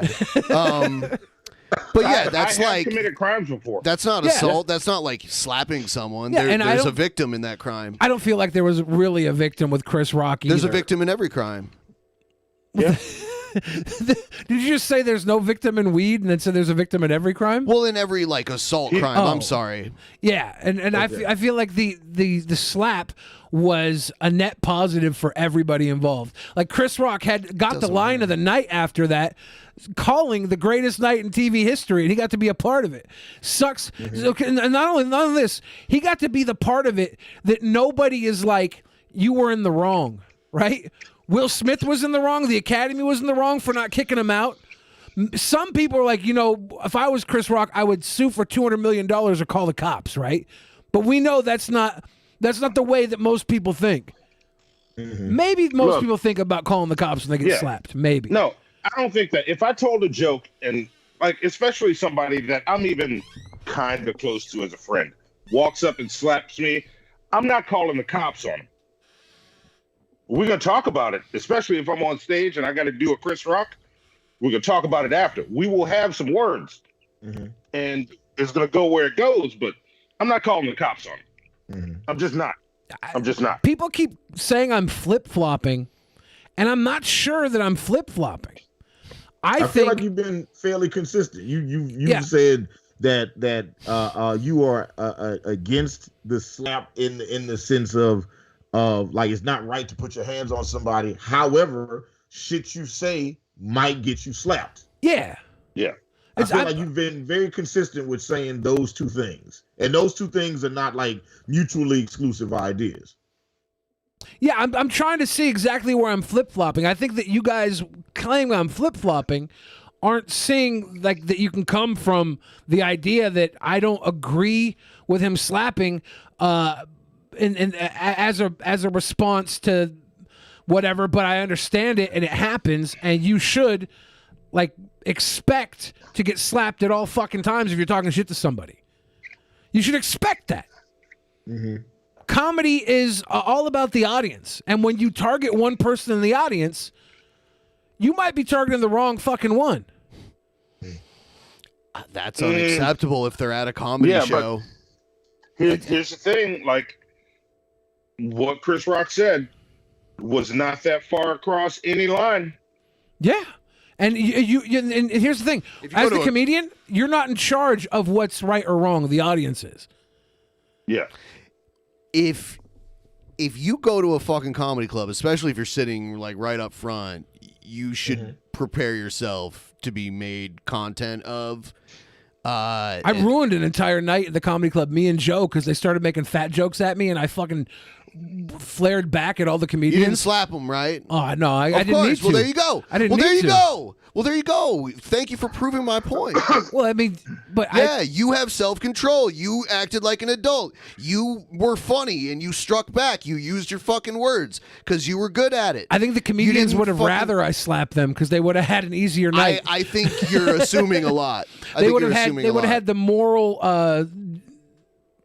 authority behind them or Right. whatever. The moral righteousness if I had slapped them. Instead, they just look like fucking idiots. Called out the wrong one. If you go to a comedy show and you think they cross the line and you know you can destroy them and do better than them, then do that. Don't get up and slap them. Cheech says if I was Chris Rock, I'd jump Will Smith with like 5 dudes. That's 100%, not gonna work. That's That's not a good 100% one way to go back at it, right? I don't think that's a good way to go Like back at it. if Chris Rock is smaller than Will Smith and he gets slapped by Will Smith and doesn't feel like he can handle Will Smith on his own, coming back later with 5 dudes and jumping Will Smith is an okay response to getting slapped.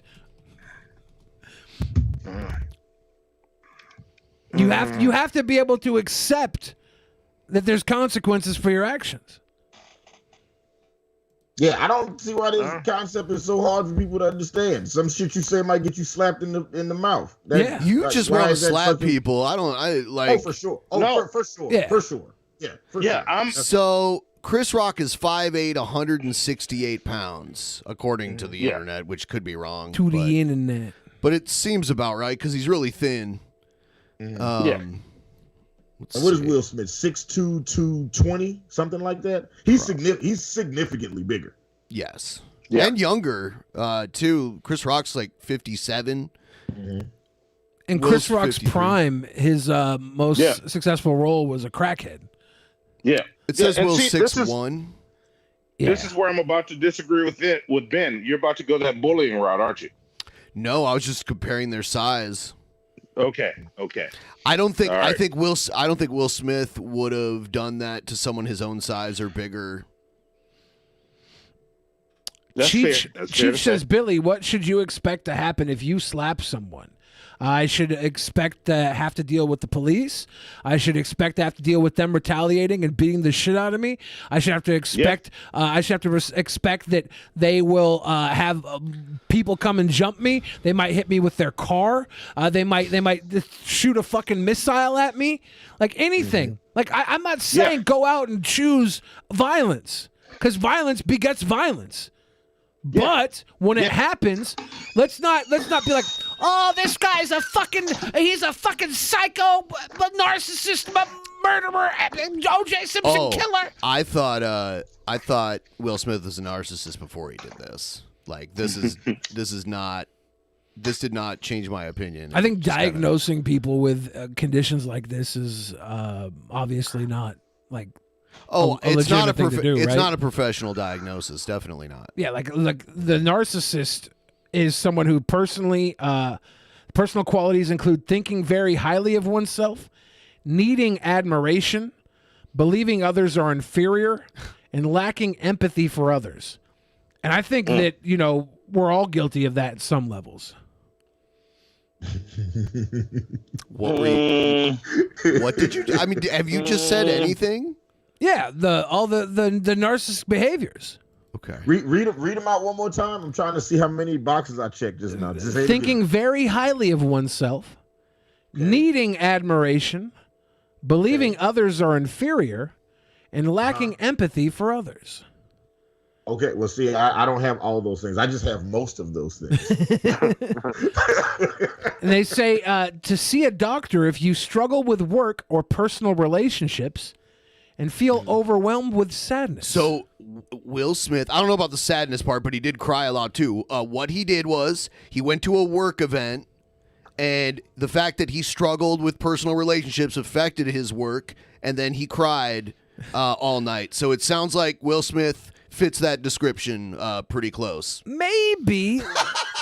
He literally did all three of those things. To say that it affected his work, he went on to receive a major award in his field. He had won that. So he had already won that. But he before. had obviously been a narcissist before he received that award, like years before, right? Didn't just happen since like they voted for him. Like they voted for him when he was a narcissist, right? So things were still working pretty well in his favor. The slap was like a bump in the road for Will Smith. Sometimes being a narcissist in entertainment can be very beneficial.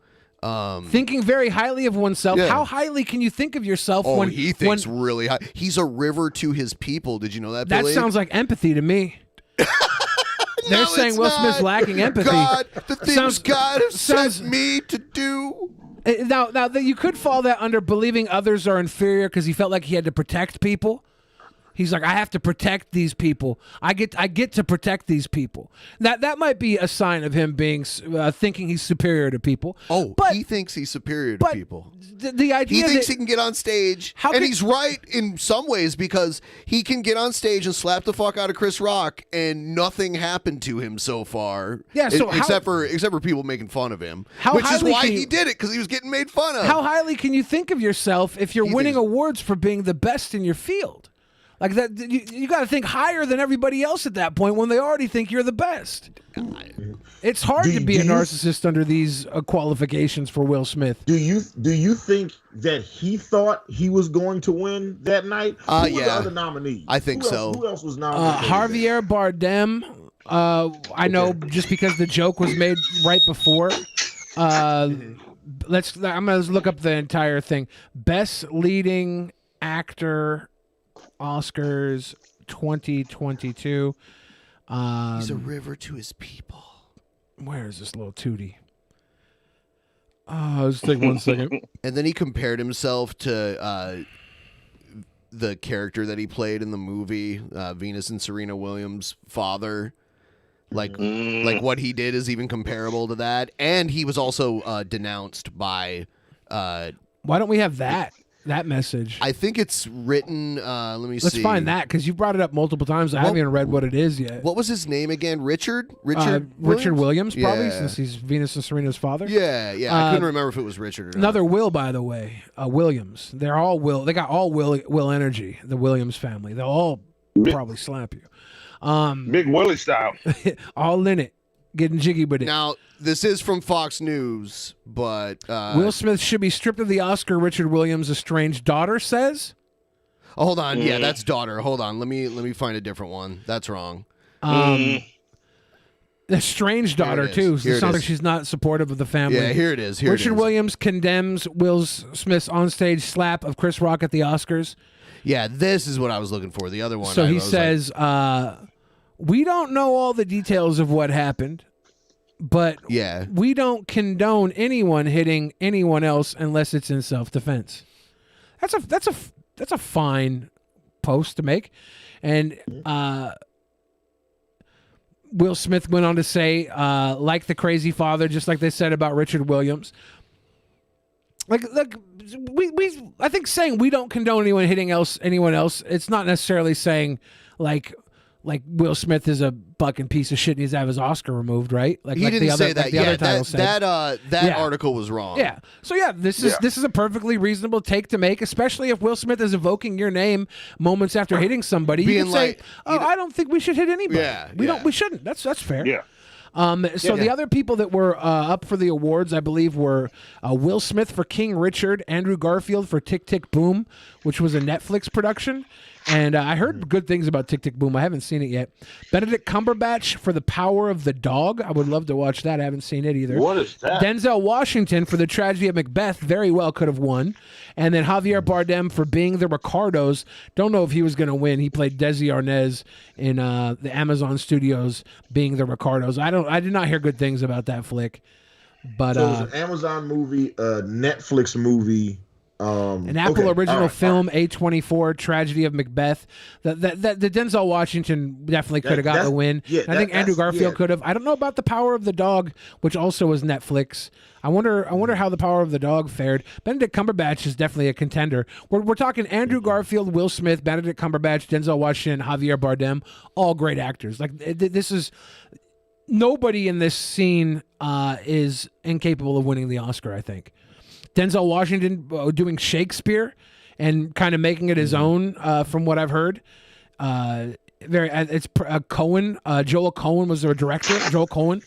That sounds really fucking good, actually. I really need to see that movie. There was a lot of good performances this year, though. I think. Actually, Patrick from Patrick Jolie from motherfucking Poisoning the Well is in the chat. Poisoning the Well. And some black guy is shouting him out. And I got to know, some black guy, as somebody who makes everything gay, is Will Smith gay? And Patrick, I've seen your comments on everything.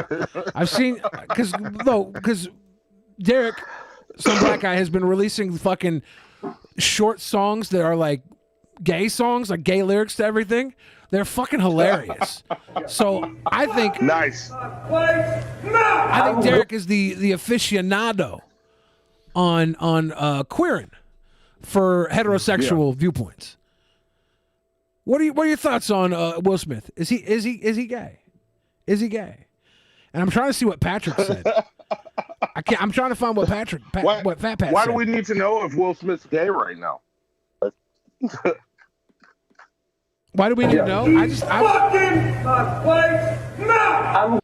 I think all these comments saying that he is a cuck are inappropriate if he's gay. If he just wants his wife to have sex and be happy because he's also doing the same on the down low, then I think it's very inappropriate to call him a cuck. He just decided to raise a family with a fine woman and also do gay stuff along the process. Be closely aligned to Scientology, the same way they suggest that John Travolta and Tom Cruise are gay. All right, I guess so. I need to know. Fat Pat says, I doubt Will Smith is gay, but he's soft.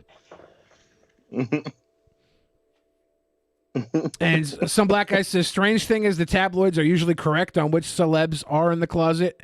They say he is, so maybe. Okay, that's all I'm saying. Right. I think it's very unfair to judge Will Smith as a husband, even beyond poly relationships, if his marriage is that of a familial role, being the father, mother, and then the sexual roles are outside of the familial union. Didn't Kevin Nash say that The Rock is gay? I think he did, yeah. In some old interview that he did. But didn't he say that in jest? He might have, yeah. I don't know. And plus, The Rock, he might have said it as a joke. The Rock has always been not a Triple H guy, and so since Kev is very much a Triple H guy, and I can see him having a little hatred, a little shocking barb. But these things matter. Sure these things matter when we're gonna judge a man in his personal life. And we need to know exactly where he stands if we're going to judge him. That's why I choose not to judge him. That's why I'm like, whatever, he slaps somebody. If he loses his Oscar, that happens. If he goes to jail, shouldn't have slapped him. I told Ben Pye before the show started, I'm going to get a shirt that says "Defend the Slap." He said you should have narcissist across the back, right? Yeah. He said I should get narcissist across. Do you the think back you're too. a narcissist, Hannibal? No, but no. Like, but I have. There are some tendencies there. So I will announce my own failings. Do you think I'm a narcissist? I think that might be why we're such good friends. I think that might be why we get along so well. I think we get along so well because we're not narcissists, but people who are beneath us think we are. We shine. We shine in our realms. We are very good at what we do. And I think it would be dishonest of us to not perpetuate that higher level of existence. No, look, hey, I'm damn good at what I do. You are. I'm humble as fuck about that shit though. Until I tell you I'm damn good at what I do, because I know I am. Yeah. Because he just said I'm damn good at what I do, but I'm humble. But he just finished telling us how good he was. I don't claim to be the best at what I do. I am damn good at it though. I heard definitely you say you're the best artist in New Orleans. I've literally heard you say those words. No. And I do not disagree with you. and I definitely didn't want to. I didn't want to just lump you in, Monty. I wanted you to walk in with us. I wanted you to stumble on in, saying, "I'm motherfucking gangster too, bitch. I'm fucking dope as hell." I needed you to make that leap, because Hannibal's made that leap on the show. Listen, I am dope as fuck. Yeah, I am dope as fuck. I know this about me. Yes, but, I don't put myself above anybody. I'm always getting better. If did you say you were the best in New Orleans, the best artist in New Orleans? Hannibal keeps saying that. I do not personally say that. Now, did you say that you fucked both of your parents? Oh my God.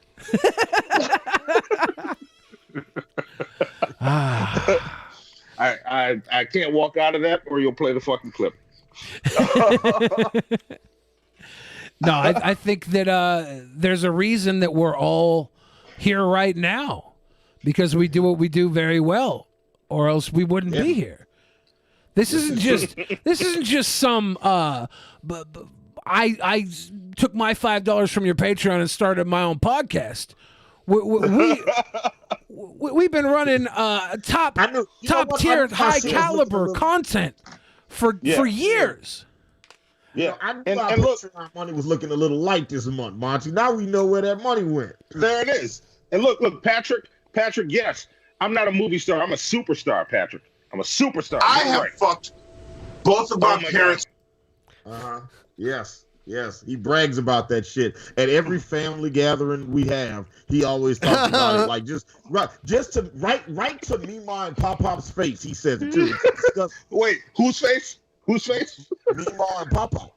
I don't even know who the fuck that is, Hannibal. You know what? All right. Can we kick him off the show, y'all? You know what I'm saying? Just perpetual. Look. Like first Will Smith is slapping Chris. Like they got black on black violence at the Oscars, and now Monty is trying to disown his legitimate son on the air. Terrible.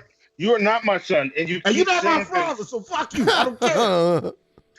You keep saying shit that Nuka Zeus told you. Do you want to keep quoting Nuka Zeus? I mean, listen. I heard he's having liver issues right now, and I would not speak ill of him right now, Monty. but I'm above that. You know what I'm saying? Although he still could get slapped. So there you go. You never know. As much as Hannibal talks about how people could get slapped, I believe it. But I also think, Hannibal, that you might be the most. I had the word and I just lost it when I thought about you slapping somebody. You might be the most like not humble. I'm not thinking humble.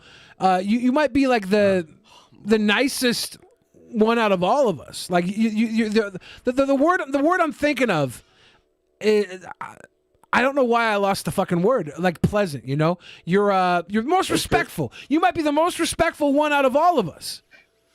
Really? Interesting. Okay. I think you might be. You know what? I'll take that charge. I'll take that charge along with the slap charge. Okay, you can give me both of those. How do you feel about that, Monty? Do you think Hannibal's more respectful than you, or do you think? Oh no, I'm the respectful one. I'm the respectful one.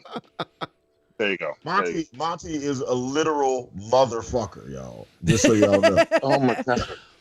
Because as brash as Hannibal gets. And his takes are very in your face at times. You're always very respectable of the conversation, everybody, their opinions as well. Like earlier when you said to Ben, We're gonna have this conversation. We're gonna disagree, and at the end of it, we're gonna be friends, and we're gonna move forward. Like, you're respectful of the peace that comes from a conversation. We're not friends anymore. I'm so offended. Which is why you're definitely not the most respectful person here tonight. And I know I'm not, because as respectful as I am, I'm also value spite. I love spite. Spite's a great motivator. I can't imagine Ben Pye being offended by anything. I don't know what your lines are, but I don't know. I know I can't see them. And look, that's not a knock. I think that you're a very open-minded, very broad, like you very understanding person. Yeah, except on this slap shit. When I get offended, I don't react very strongly usually. So. Okay. I do. Well, then, how will I know if I'm offending you then if you don't? If it got to a point where I thought it was overwhelming, I would probably just talk to you about it. Yeah, I can see that. Okay, yeah. That's nothing if not consistent. You would call me, text me, and we'd have a conversation about it. Yeah, Ben is pretty even about shit like that. Like, yeah, I can see that. Yeah, Ben doesn't let things like dwell or brew. Like and Ben will catch shit before it. Ben is good at catching shit before it goes anywhere. So that's the thing I've noticed about. I'm curious, is there any scenario, right, where someone, and I'm like, we're talking about the Will Smith, Chris Rock slap heard around the world, right? Is there any scenario where, say, you and whoever your lady is, right, are somewhere in a public setting where someone would say something, even repeatedly, like that they could say over and over again, that could make you be like, all right, you know what? I gotta put my hands on you now. Is there a line, or is it just like, you know what? This person's gonna keep talking. We're just gonna leave, honey, and you just hold hands and walk away. Like, is there a line? Because I'm slapping the shit out of people. Probably not. Maybe I've been handling things wrong this whole time. Maybe I should have just walked away. Maybe all this time I was supposed to be the bigger man. I think in most circumstances, there's always a way to get out of that situation without having to leave. Look, my line is, if somebody hits the woman I'm with, well, that's a totally different thing. No. We're talking no physical. Yeah. Like just words, like say, like you guys are walking down the street and then somebody is just heckling your girlfriend and just going in, just giving her and you just keep walking. Yeah, like some guys away. Like, look at this fucking slut. You want to suck my cock? Like how do you respond to that, right? I'd probably laugh, honestly. I'd probably laugh. Yeah, we get the fuck out of there. Right. And if the person follows you and just continues, then I would be like, at that point they're advancing, right? Like, me. Yeah, if they're advancing, you got to stand your ground, turn around, and say, get the fuck back. There you go. So, but if they're like, following, you stop and you go, hey, what's the problem? Yeah, but we're moving. You either stop or this is going to be a problem. But to people like Hannibal and me, to people like Hannibal and me, him just saying that shit is him following us, right? That's where we draw the line. Well, if he opened his motherfucking mouth with a motherfucking opinion, then our opinion is that we can close that fucking mouth and remind him why he was talking to the wrong one. Now, depending on the lady that I'm with, I might just be like, yeah, you can have her fucking throat, but I go first, and then take her and just slam it out, and then throw her used body to the guy and say, now do it, with my juices dripping down her face. Now do it, and that adverts from attacking him, which I think is one way out of it. Without choosing violence against the man who made those comments.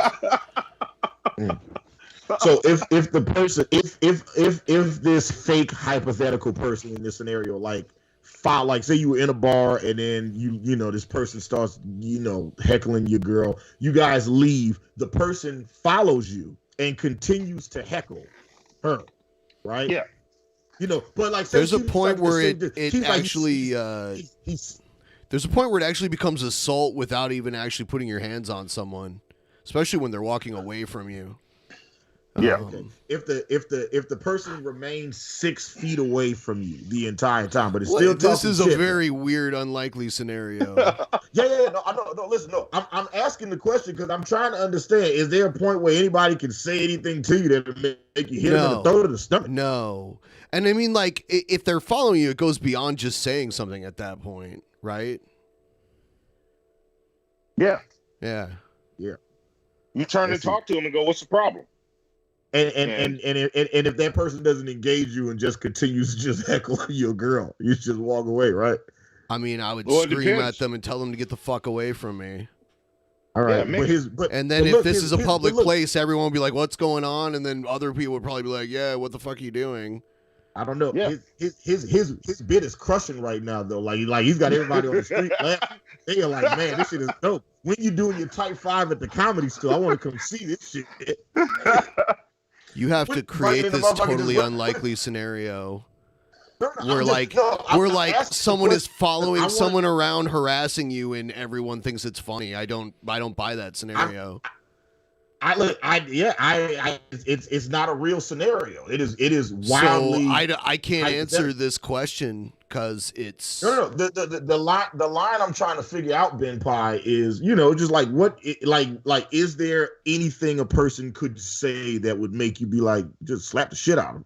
I'm not saying I'm not using this to justify what Will did to Chris. I'm just asking a question. Because I would have slapped the shit out of you halfway through asking these questions. Like that's where I'm at.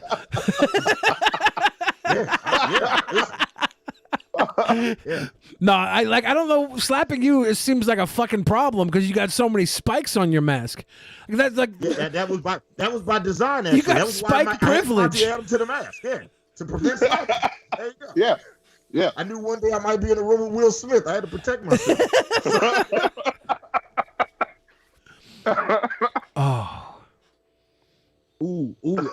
Fat Pat asked a great question. He says, "Do you think Will's black card was in question after the entanglement memes came out and his boys were like, you need to check the next guy that says some shit?" No, I don't think that Will's black card was in check. But I will tell you this, and I said this a bunch of times, and I'm gonna say it again tomorrow. I said Will Smith ain't had this much support from black people since Summertime came out. Yeah, I was gonna ask you your opinion on not your opinion, but the view of Black Twitter. Have you been following Black Twitter on all this? Yeah, I've been paying attention. I've been keeping it because I do know how it was before this. It was not very good for Will Smith.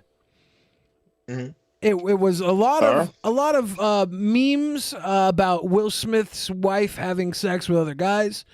Has it changed now? Has Black Twitter been like? Because I think the one thing I've seen is, I don't know if this comes from Black Twitter or white Twitter, but there's a meme of Drake, and Drake is like he's pro slapping Chris Rock, but Drake is anti.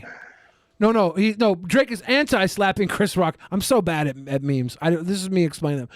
Drake is anti-slapping Chris Rock, but he's pro August Alsina and sex, assuming having sex with Jada Pinkett Smith, and Will Smith's face is put on Drake's body in this particular meme.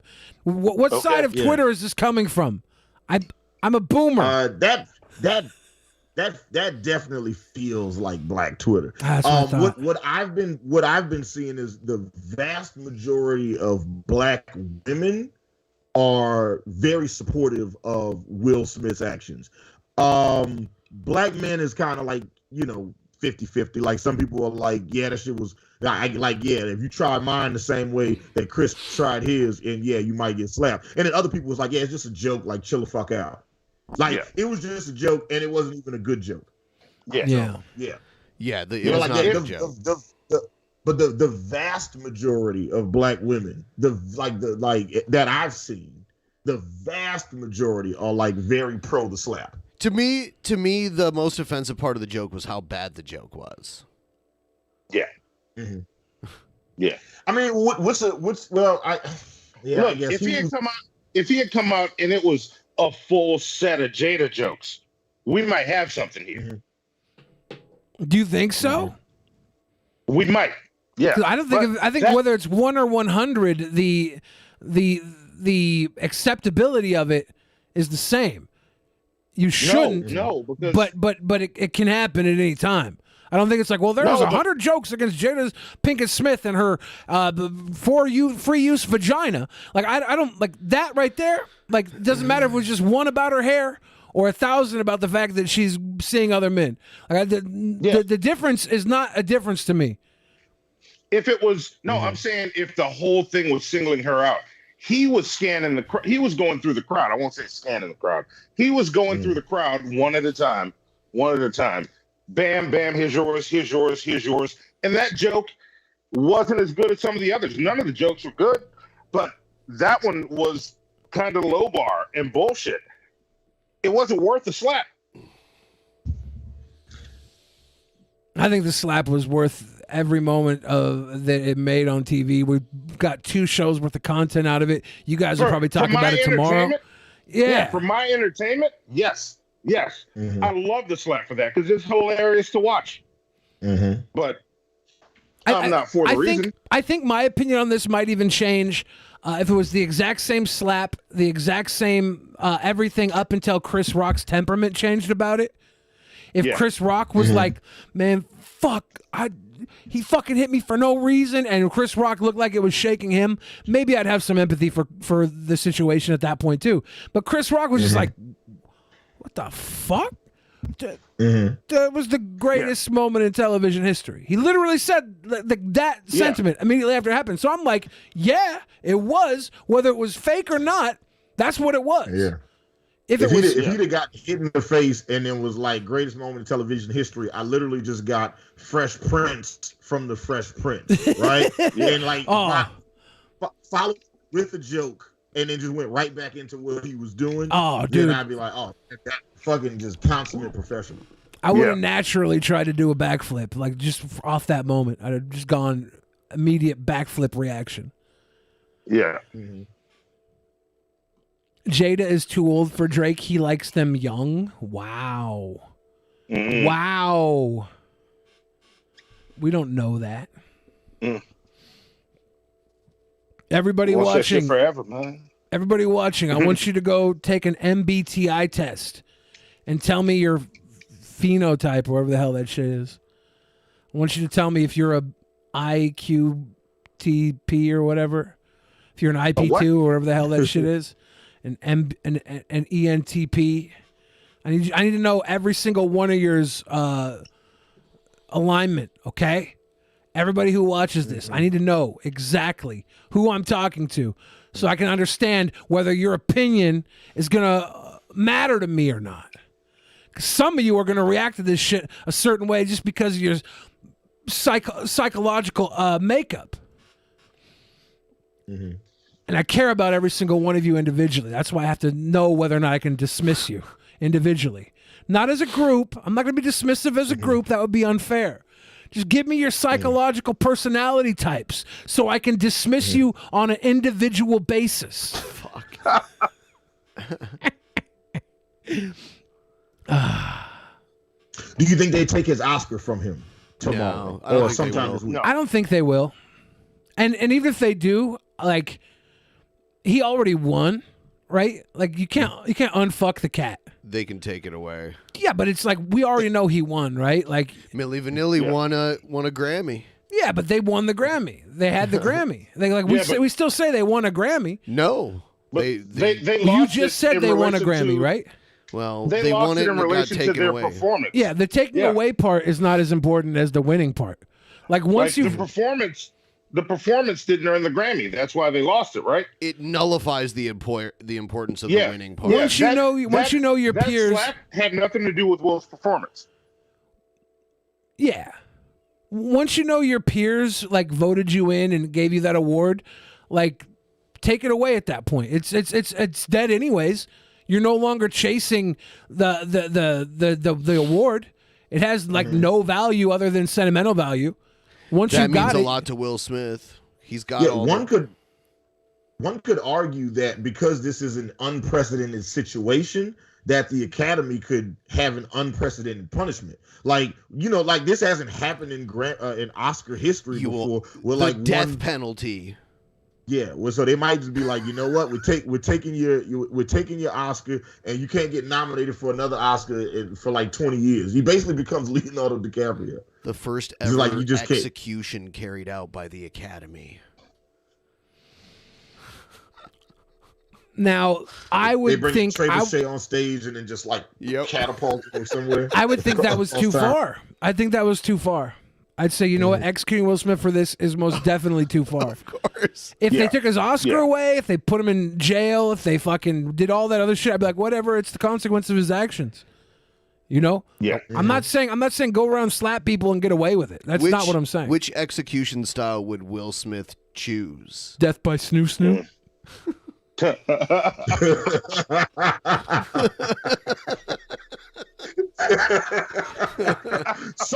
So quick, Billy. So quick. I like that. Yes. Snoo. I like that. Yeah. I want to shout out everybody putting out their opinions or their MBTI results, and the next put out your STD results, please. That's the second way I separate you all. If your crotch is rot or not.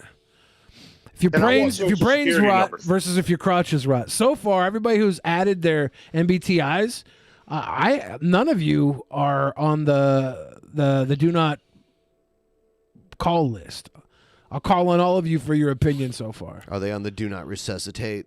One of them, yeah. Sea-Dog, I love you, man. I hope you're joking, and if you're not, I love you twice as much. I just saw this news thing posted. Says Russia says it will cut back military operations near Kyiv. I heard they're talking about signing a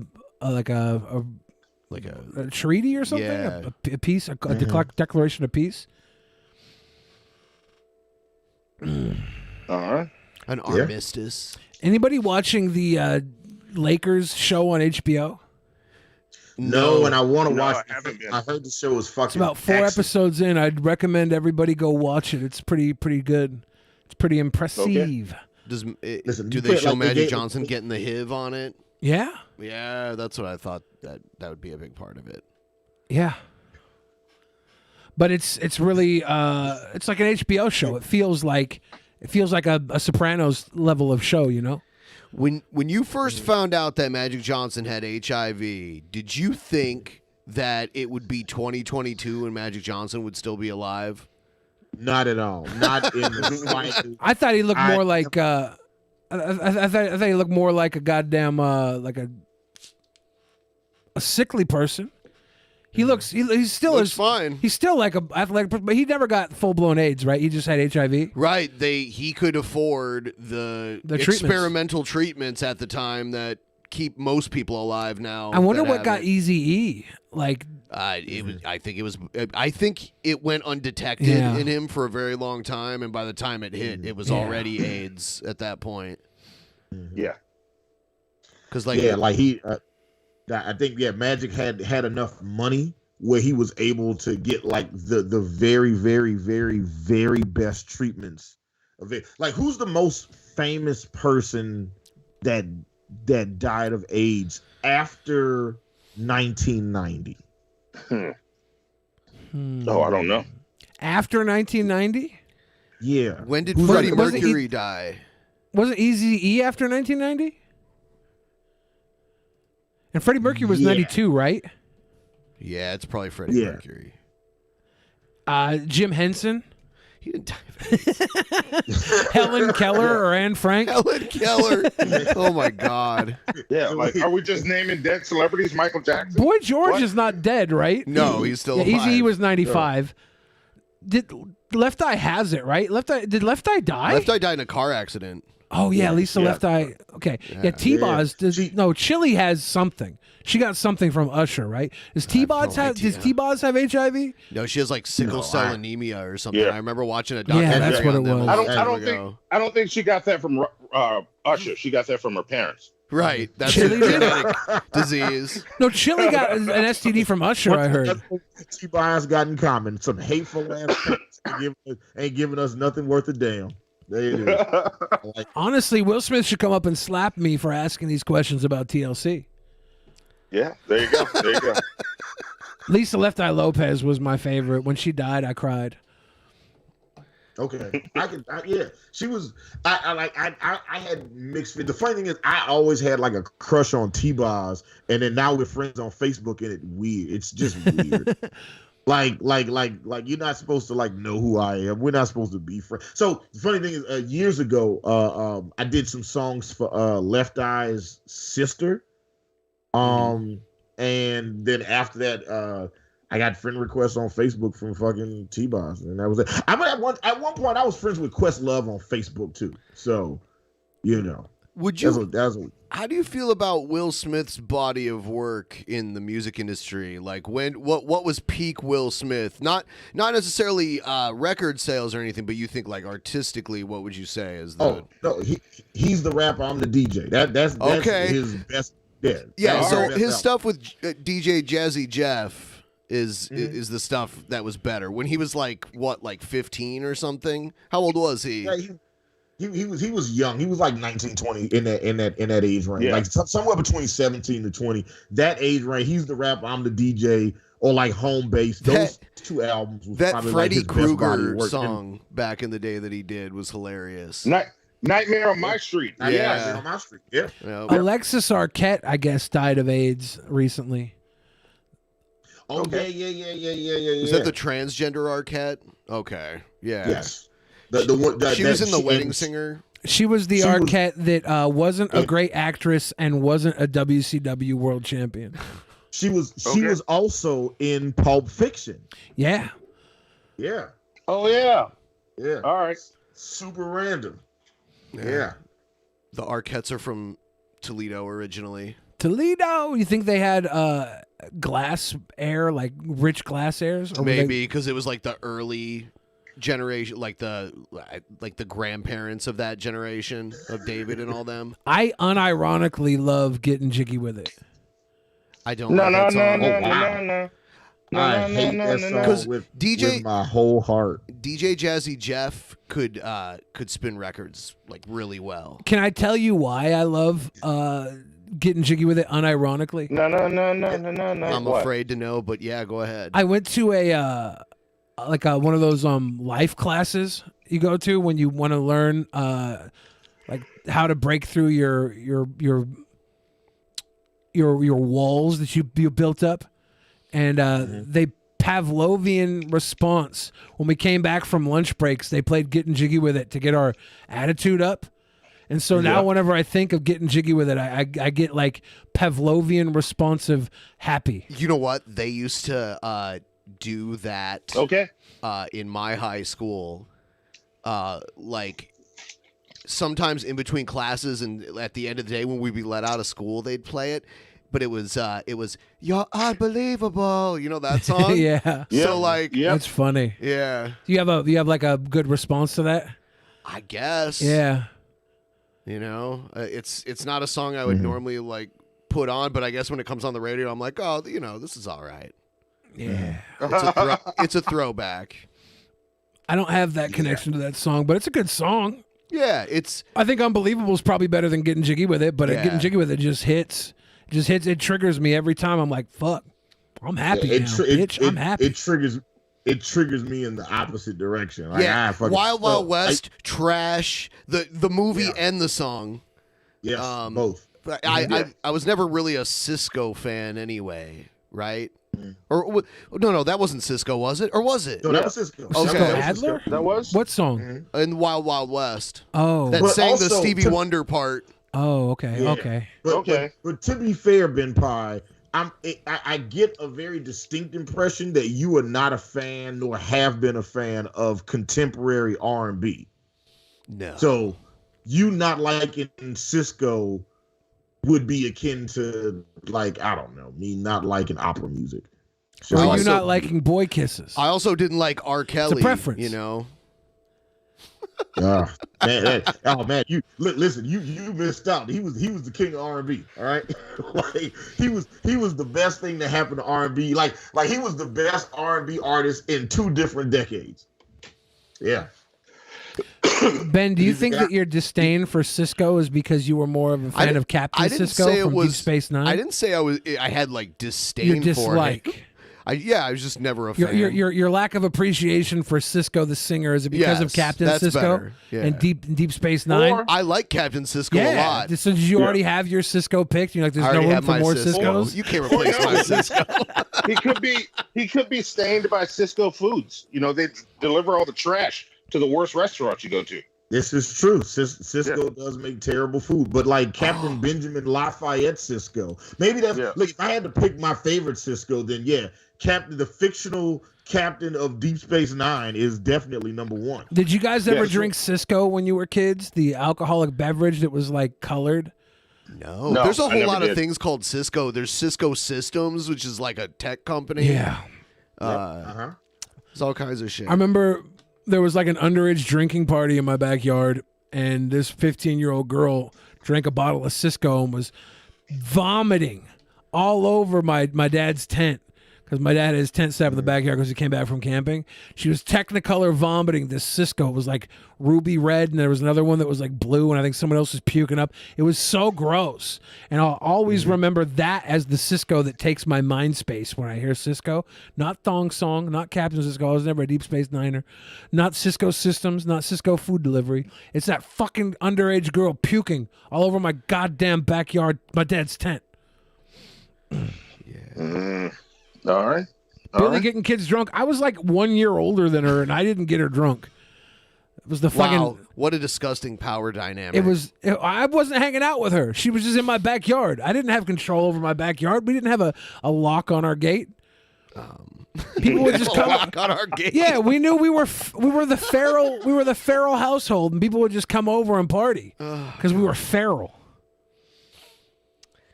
Yeah. We were feral children. All right. Fair enough. Feral enough. And when we couldn't get Cisco or Boone's Farm, they would get a bottle of Thunderbird and stir in a packet of Kool-Aid into the Thunderbird. That sounds like a King Cobra thing. Oh yeah, it's basically statutory grape. Huh. Oh damn! You went there.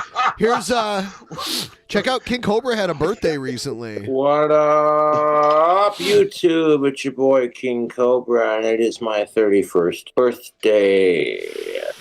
31st. 31? Yes. Jesus. I thought his birthday was Saturday. Yeah, this is a recap. Oh, so this is March 28th, talking about his birthday. Yeah, that's what's up. Sorry, I'm all blasting. See, the drink combo is called a Cobra's Creamy Cake Drink. It is. Oh, I love the clever names he comes. It doesn't sound good. Yeah. No, it's Pickle not going cake to be. vodka mixed with A&W cream soda, half and half. It is fucking delicious. 1 second. Yeah. Hey, what's up? Not a whole lot. Just doing a quick live video, and I'm gonna take a shower, get ready to go. But yeah, I'll hit you up. I guess around 5. I'll figure it out by 5. I don't want to say it on live video just in case, All right, catch you later. All right, bye. Yo. What's up, Josh? Dude, I got you on. Yeah, I got you on Crazy. stream. Happy birthday, man. Yes. I can block your number so you won't get dodged. But, yo. Cheers. That's what's up. Thanks, man. That is most definitely. Yeah, I'm officially a 31, and you know what? I'm looking forward to just continuing to kick ass, Thank you for all the birthday wishes. I appreciate it. See, if I'm going out to eat with my family for my birthday, I don't want to be a stinky boglum. So of course I'm going. He ends up getting so wasted that his family like cancels on him. Shower up with my tactical soap, and yeah, he's gonna shower up with some tactical soap. People are getting fucked up. Yeah, 26th. Yeah. So what's a horse's favorite Pink Floyd song? I heard it was "Hey You." See what I did there? I made a joke. I made a joke. He should be You know Come on, what? Cobes. I changed my mind. Yeah, sometimes jokes you should slap someone if they tell a joke. Never mind. I totally changed my stance on this. There we go. See, I knew there was somebody who deserved the slapping. And I'm look, joking. If we join Team Hannibal, not that we're doing teams. Look, if you join Team Hannibal, not that we're doing teams, I will slap somebody in the mouth, no questions asked. Okay, all you gotta do is tell me who, and I'll take care of the rest. Doesn't matter if they're regularly abled, disabled, old people, young people, poor people, rich people. Doesn't matter. With child, without child, doesn't matter. Join Team Hannibal. Slap everybody. Okay? I'm slapping you prices down. It's the truth. I'll try which is this stuff. No, fuck me. It's almost 5. But I get to drinking. I'm grabbing a quick tactical sour show. A tactical sour soap. Wow. He is. This plane is going down, Cobes. Down. $103.21. That's what's up. I gotta pay off my P.O. box for another couple months. So I'm gonna transfer that to my bank. Give my dad a call after the stream. Take a quick shower. Look, I want to smell good when I'm in public, so I like wearing tactical soap. Fucking Okay. motherfucker, no! Oh! No, You're going down in flames. Crazy!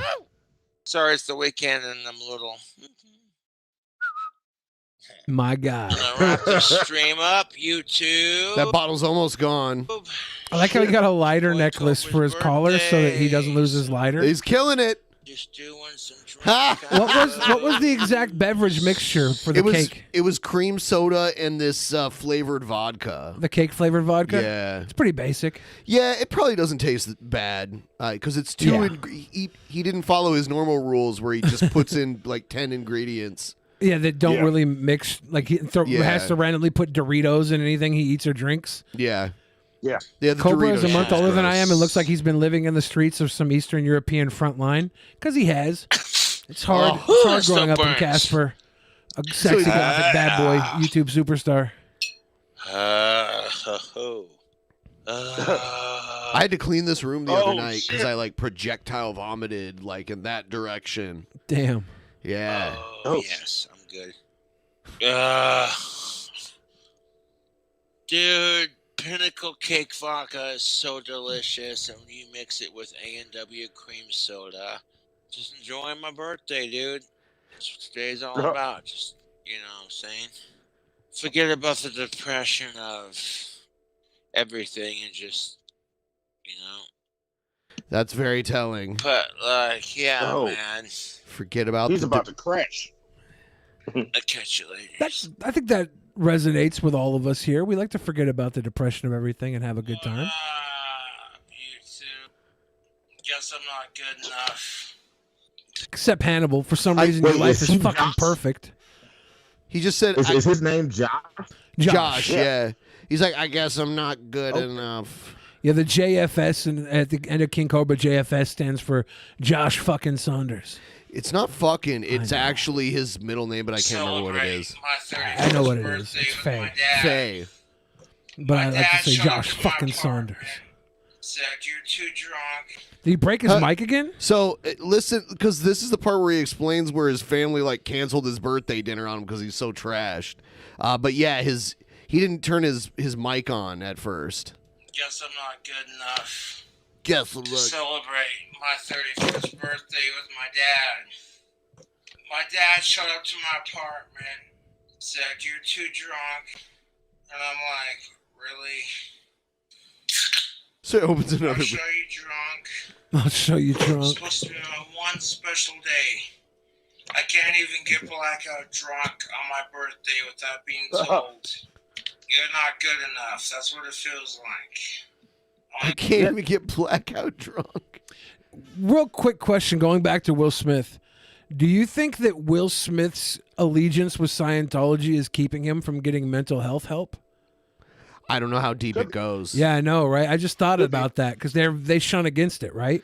They're at least against like psychiatric medication. I don't know what their Okay, stance yeah. is on the other, but I think they have their own like pseudo psychology that they push. They do a lot of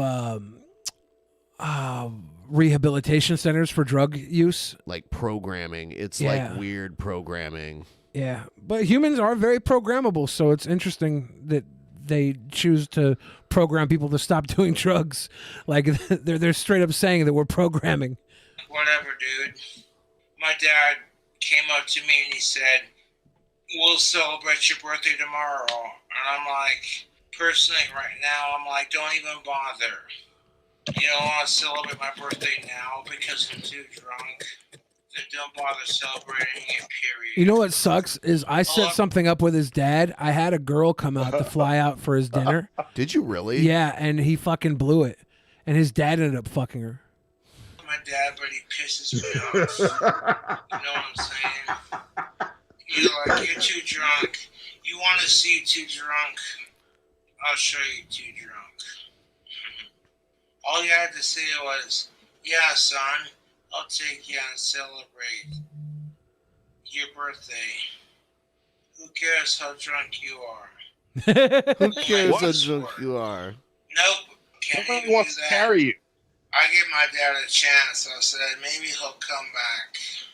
He tried calling me 2 times after he told me, "We're not going to celebrate your birthday because you're too drunk." And I'm over here like, okay, whatever, man. Would it kill my dad to be like, my son's an awesome rock star? My son is an awesome rock star. See, as much as I say I'm an awesome rock star, and as much as I personally believe it, I don't need my dad to tell me that. I don't need other people to tell me that. That's completely indifferent. That's why we got to get Cobes to know the outside world doesn't affect his inside happiness. Yeah. I'm so proud of my boy. Instead of, "Oh, you're drunk." Oh, he needs his daddy to validate him. Like, It is a relief when your father gives you validation, though. I think that's just about everybody who never got that doesn't understand. I've been searching for it for years. Can't get it. I think that's like a driving force. Some dads are just assholes. You watch a lot of Monty, would you movies. agree? A lot of movies are about that father validation, right? My a lot dad's of awesome. porns are about that daddy validation too, but it's like actual movies are like the Freddy Got Fingered, right? Oh my God, That's Daddy, all about. look what I can do. That's all about the validation of your father.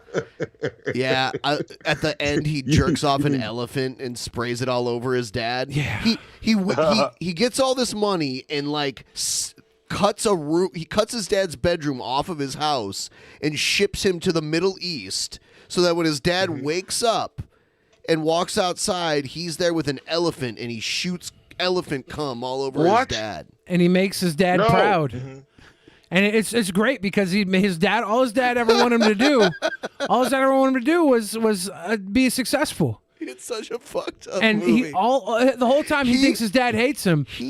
But his dad just wanted him to do something with his life. He gets his dad in trouble for lying about molestation against his brother. And then when his dad's removed from the family, he gets his mom to hook up with Shaq. Yeah. You should have sex Wow. with Freddie Got Who was his dad in Fingered. that movie? Was his dad Rip Torn? Yes. Freddie Got Fingered is one of the greatest underrated films of all His time. mom is the female lead from the movie Airplane. If you remember the movie Airplane. Freddy Got Fingered has narrative folding all throughout it. It's layered. You have some of the most crass, ridiculous moments that keep you from realizing that it's a heartfelt film. It's really like a masterwork of film. Okay. I've never seen Freddy Got Fingered. You know what it is? He works in a cheese sandwich factory, but he actually wants to be an artist. Yeah. Oh, come on, Gord. You got to give up on those stupid dreams. Those stupid doodles. The stupid doodles, Gord. Yeah. If we watched that movie, it would definitely be like a torture episode, Monty. No, it's really good. Like, once you get over the fact that there's horses and elephants ejaculating and all these other things. Like what? Yeah. Once you get over that, you're going to be like, this is a beautiful film.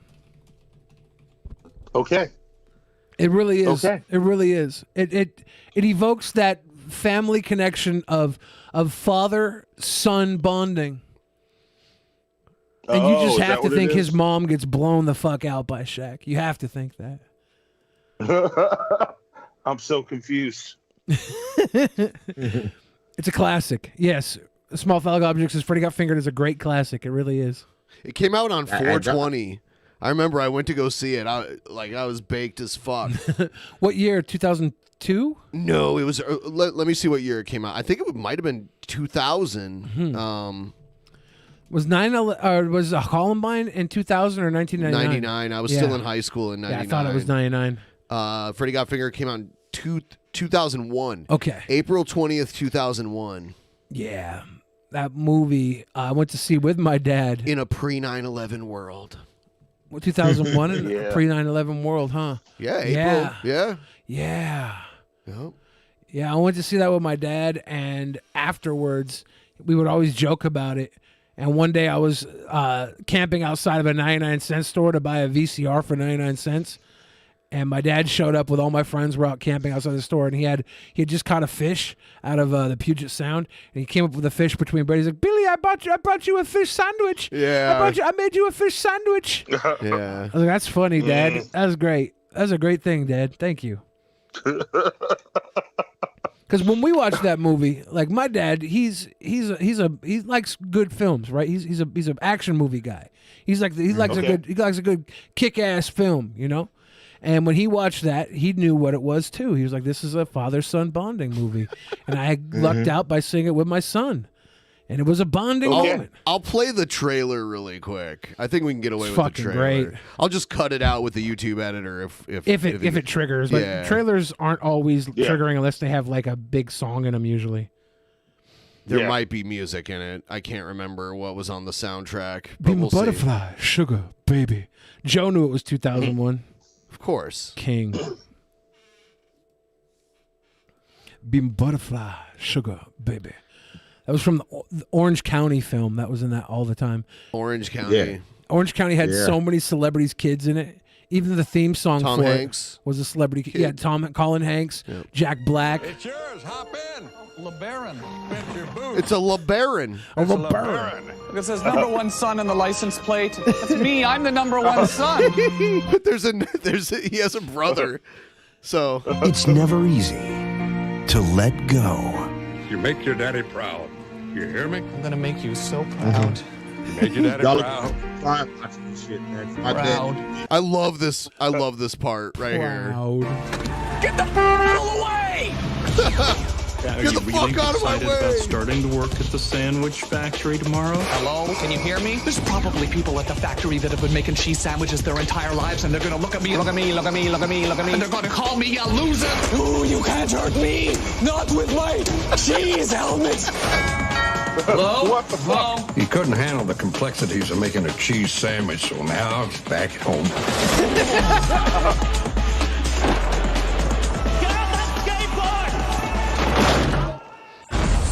Look, I found a treasure. That's soap on a roll. Oh no, a treasure! It went into that underwater cave! He thinks different. You want to just barge into a restaurant and expect someone to give you a TV show? I don't know, yeah? He talks different. I can walk backwards fast as you can. Another backwards man, the backwards man. I can walk backwards fast as you This can. is literally the Chris Chan biopic with a happy ending. Different. No, not my plant. Give me my plant. But that's only because he is. I wasn't expecting that to happen. You made the move! Pathetic loser! Is this your dad? That after he breaks the skateboard ramp, he's like, "You should have sex with basketball players. Yeah. To his mom. Yeah. Because he's mad at He his calls dad. the for- shot, and Yeah. then gets her hooked up with Shaq. That's like boom! Regency Enterprises presents Tom Green, He's a stupid! Not stupid! He's a stupid! Not stupid! He's stupid! Not stupid!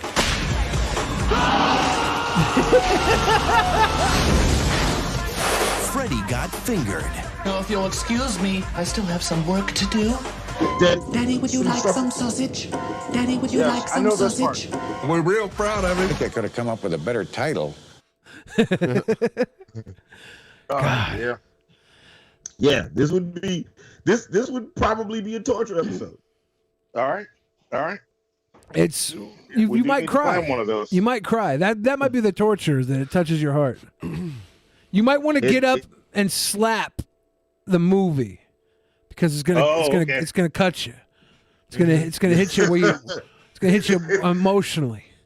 I got you. I see what you did there, and I'm getting my talcum ready now. To slap the All right. Yeah. That's all the tame moments. Well, yeah. I offered Ben Pye. I was like, hey, if I would slap somebody for you, he was like, I don't want you. I don't want that. So yeah, if I slap anybody for Ben, I promise I won't tell you, Ben, that I slapped him in your name. If I'm gonna recommend any Lakers based content tonight, it's gonna be the Lakers show on HBO. But secondary would be Freddy Got Fingered, featuring Shaquille O'Neal, a fine Laker. He played for a lot of teams. Yeah, but he was a fine Laker. Yeah, he played for Miami. What do you He played think for Orlando. What do you think his best team was? Played for Cleveland for a while. Played for Boston. He was in Phoenix for a while, wasn't he? He was in Phoenix. Yeah, he was all over. Yeah. He probably would have went to towards the end Seattle of if his Seattle career. would have stuck around. Oh, they're coming back with that new arena. They'll get the next time they do an NBA expansion. It'll come. Tom Green for Cringerweight champion. Seattle gets. Wow. Yeah.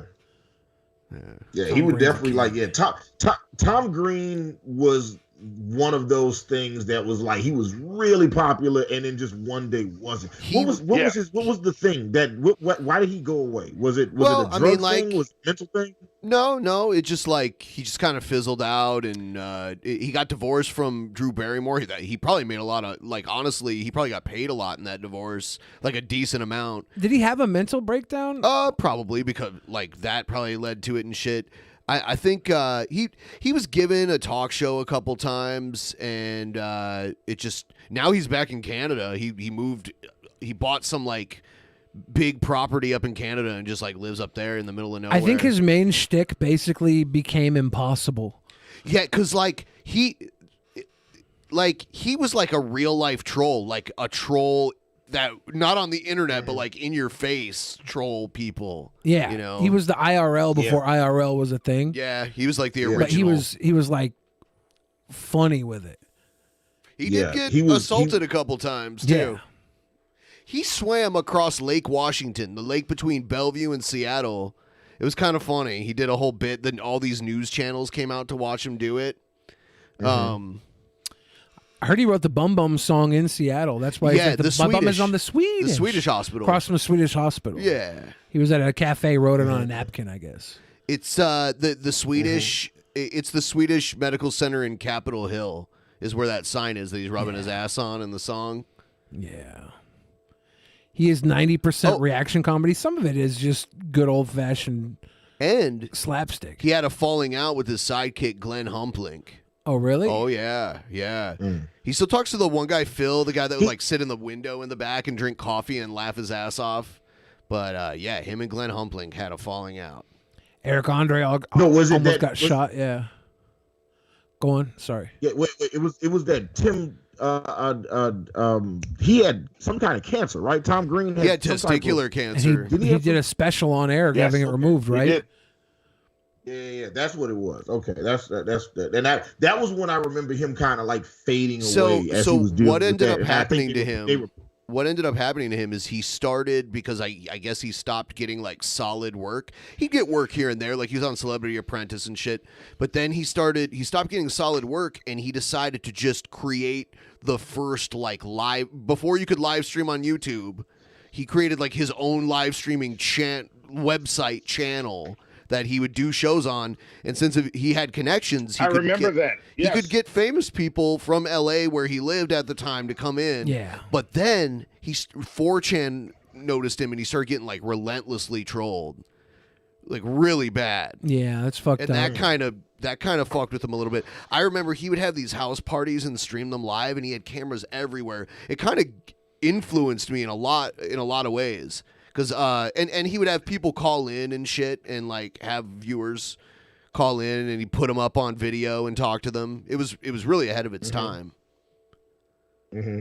Yeah. Yeah, I saw somebody in the chat say that the modern podcast format. Hank Chill says he created the podcast format and then faded into the internet. Yeah, he kind of like took the Jimmy Kimmel, Johnny Carson style and put it into his house. In his living room. Yeah. He turned the living room of his house into like He the made it a studio. live stream. He broadcast himself. He had Ed McMahon on one time back in the day. Yeah, As he'd have like Jimmy Kimmel and Annie Milonakis, Exhibit. I remember those are some guests I remember coming on. The Exhibit one where he raps for Exhibit is one of the best ones ever. Yeah, you showed me this once before, Big Boy. I remember this now, and he rapped, and he was really fucking good. Like, not like I don't want to oversell it. Yeah. Like I don't want to. Like, it was one of those things where it's like, oh, Tom Green's about to rap. In my head, it's trash. Yeah, and then you hear him, and he's not bad. You're like, oh. He was nominated in a rap group for a Canadian Grammy equivalent. Juno. Yeah, Juno He had a Award. Juno nomination. Yeah, when he for was his rap group. when he was a teenager before he did this kind of stuff, he was in a Way like a back rap in the group. day. It's kind of like it was like a Beastie Boys type thing, you know. Yeah, he's one of our national treasures, says Days Ninja. Well, congratulations to Canada. You have a ton of national treasures. He finally decided to move back. A lot of them don't. A lot of the national treasures move to the States and don't leave. I'm pretty sure Wayne Gretzky lives in the U.S. He can ski board too. Skateboard. Yeah, he's a big skateboarder. We saw some of that in the clip of the movie. Yeah.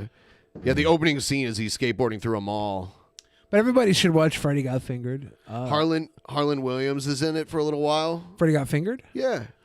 I don't remember his character. Pretty sure at the very... He probably is. Does he play like a executive or something? Or pretty sure he's the guy who like falls and breaks his leg or whatever. Oh, maybe, yeah. It's been a while since I watched it. I watched it with Joe, I don't know, 5 years ago, I think. It was great. It was fun. Yeah. We're about to wrap things up. Do we have any Streamlabs to go through or anything? Yeah, we had a couple tonight. Mighty Five says, dude, Cobra's a month older than I am. It looks like he has been living in the streets of some Eastern European front line. Like I said, he's living with Spurgers. It's very hard for him. Very hard. Three Ways to Places. Just kidding, Ben. You're an impermeable fortress of stoicism and only yelling back at hecklers even when they're borderline violent. I know, because you would have beaten Billy so many times by now. Three Ways to Places. Ben, leave him alone and use a little imagination to put yourself in his offended shoes. So that was what he was joking about. Three Ways to Places. Billy, that throat use comment was just terrible. Nasty, man. LOL. I don't know what you're talking about. Dumo Tech says Chris getting slapped would set a standard that comedians can't do jokes on people anymore or they will get retaliation.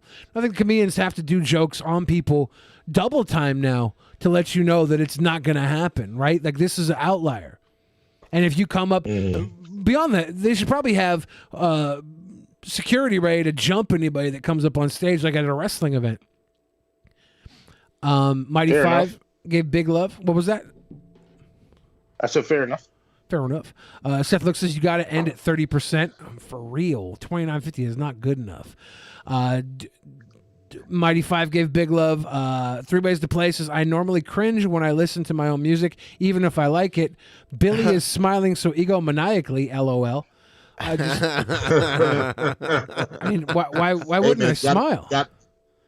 You gotta be your biggest fan. Yeah, I think there's a reason why you cringe when you listen to your own music, because it's cringy. Here is Negan says this goes so horde. Thank you. 3 ways to play. Says he loves her as much as open relationship cock person can do. Sex and love are 2 different things. I think we all know that. If you've never fucked somebody you hate, then you're missing out on life. Joshua Smith gave a big pledge. Thank you. Anthony Maliki. This is for last week. Streamlabs isn't working for me. Do a short, Ben. Ben did all the shorts last week, so thank you for that. There we go. And that catches us up on all the Jodos. If anybody wants to throw us $4.84, I don't know why you would, but you could.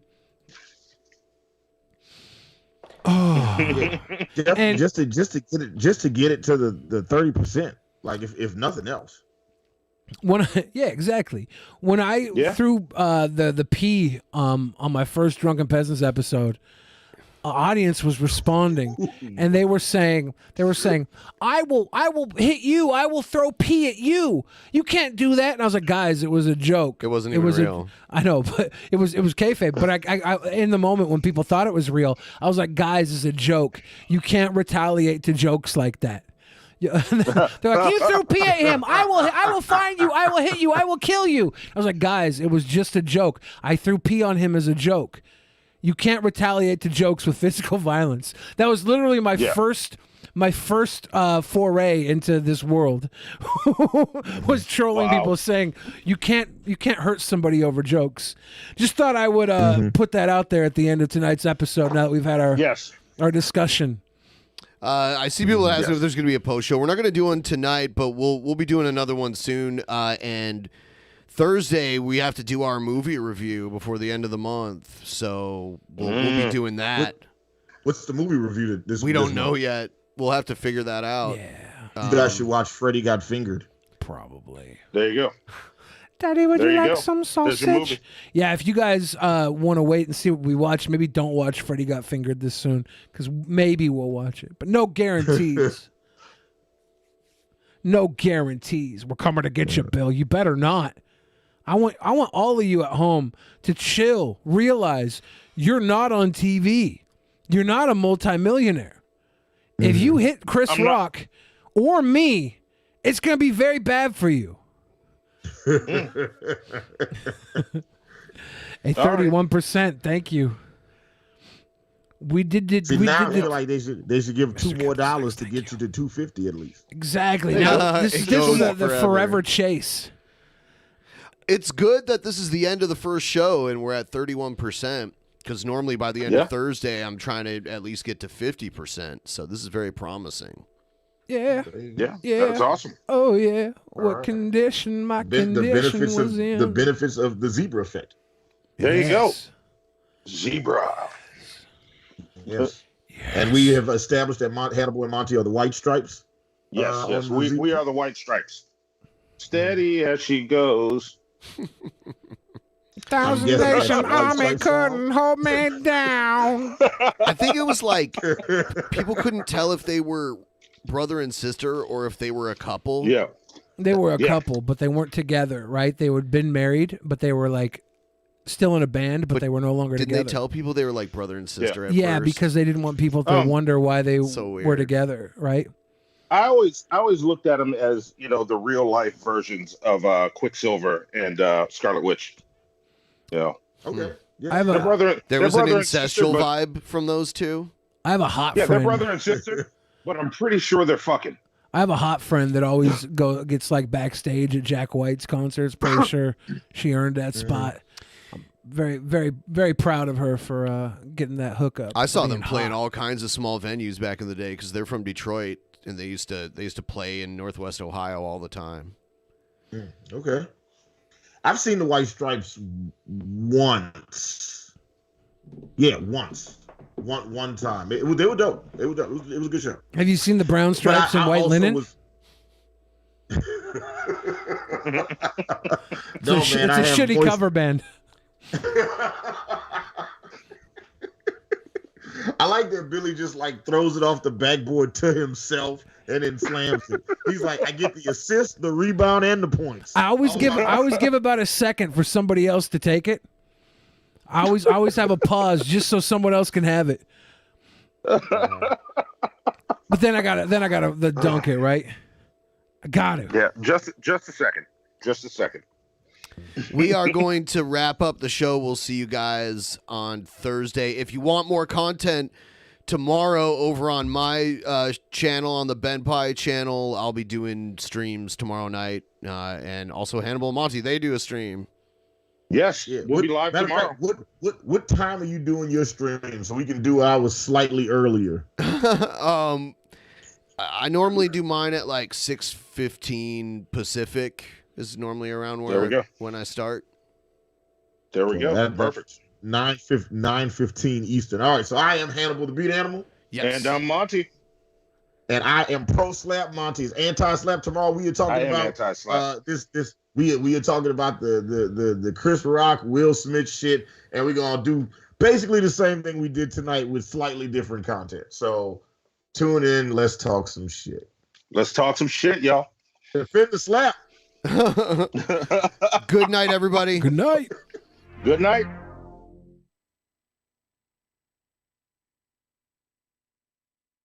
In the beginning, there was nothing. And then there was the Drunken Peasants Podcast. Drunken Peasants. Drunken Peasants. Drunken Peasants. Drunken Peasants. From the strangest corners of the internet, gonna get TP'd by Billy and Ben. You know where you can find them at. Get ready, cause they're gonna kick your... Drunken Peasants. Drunken Peasants. Drunken Peasants. Drunken Peasants.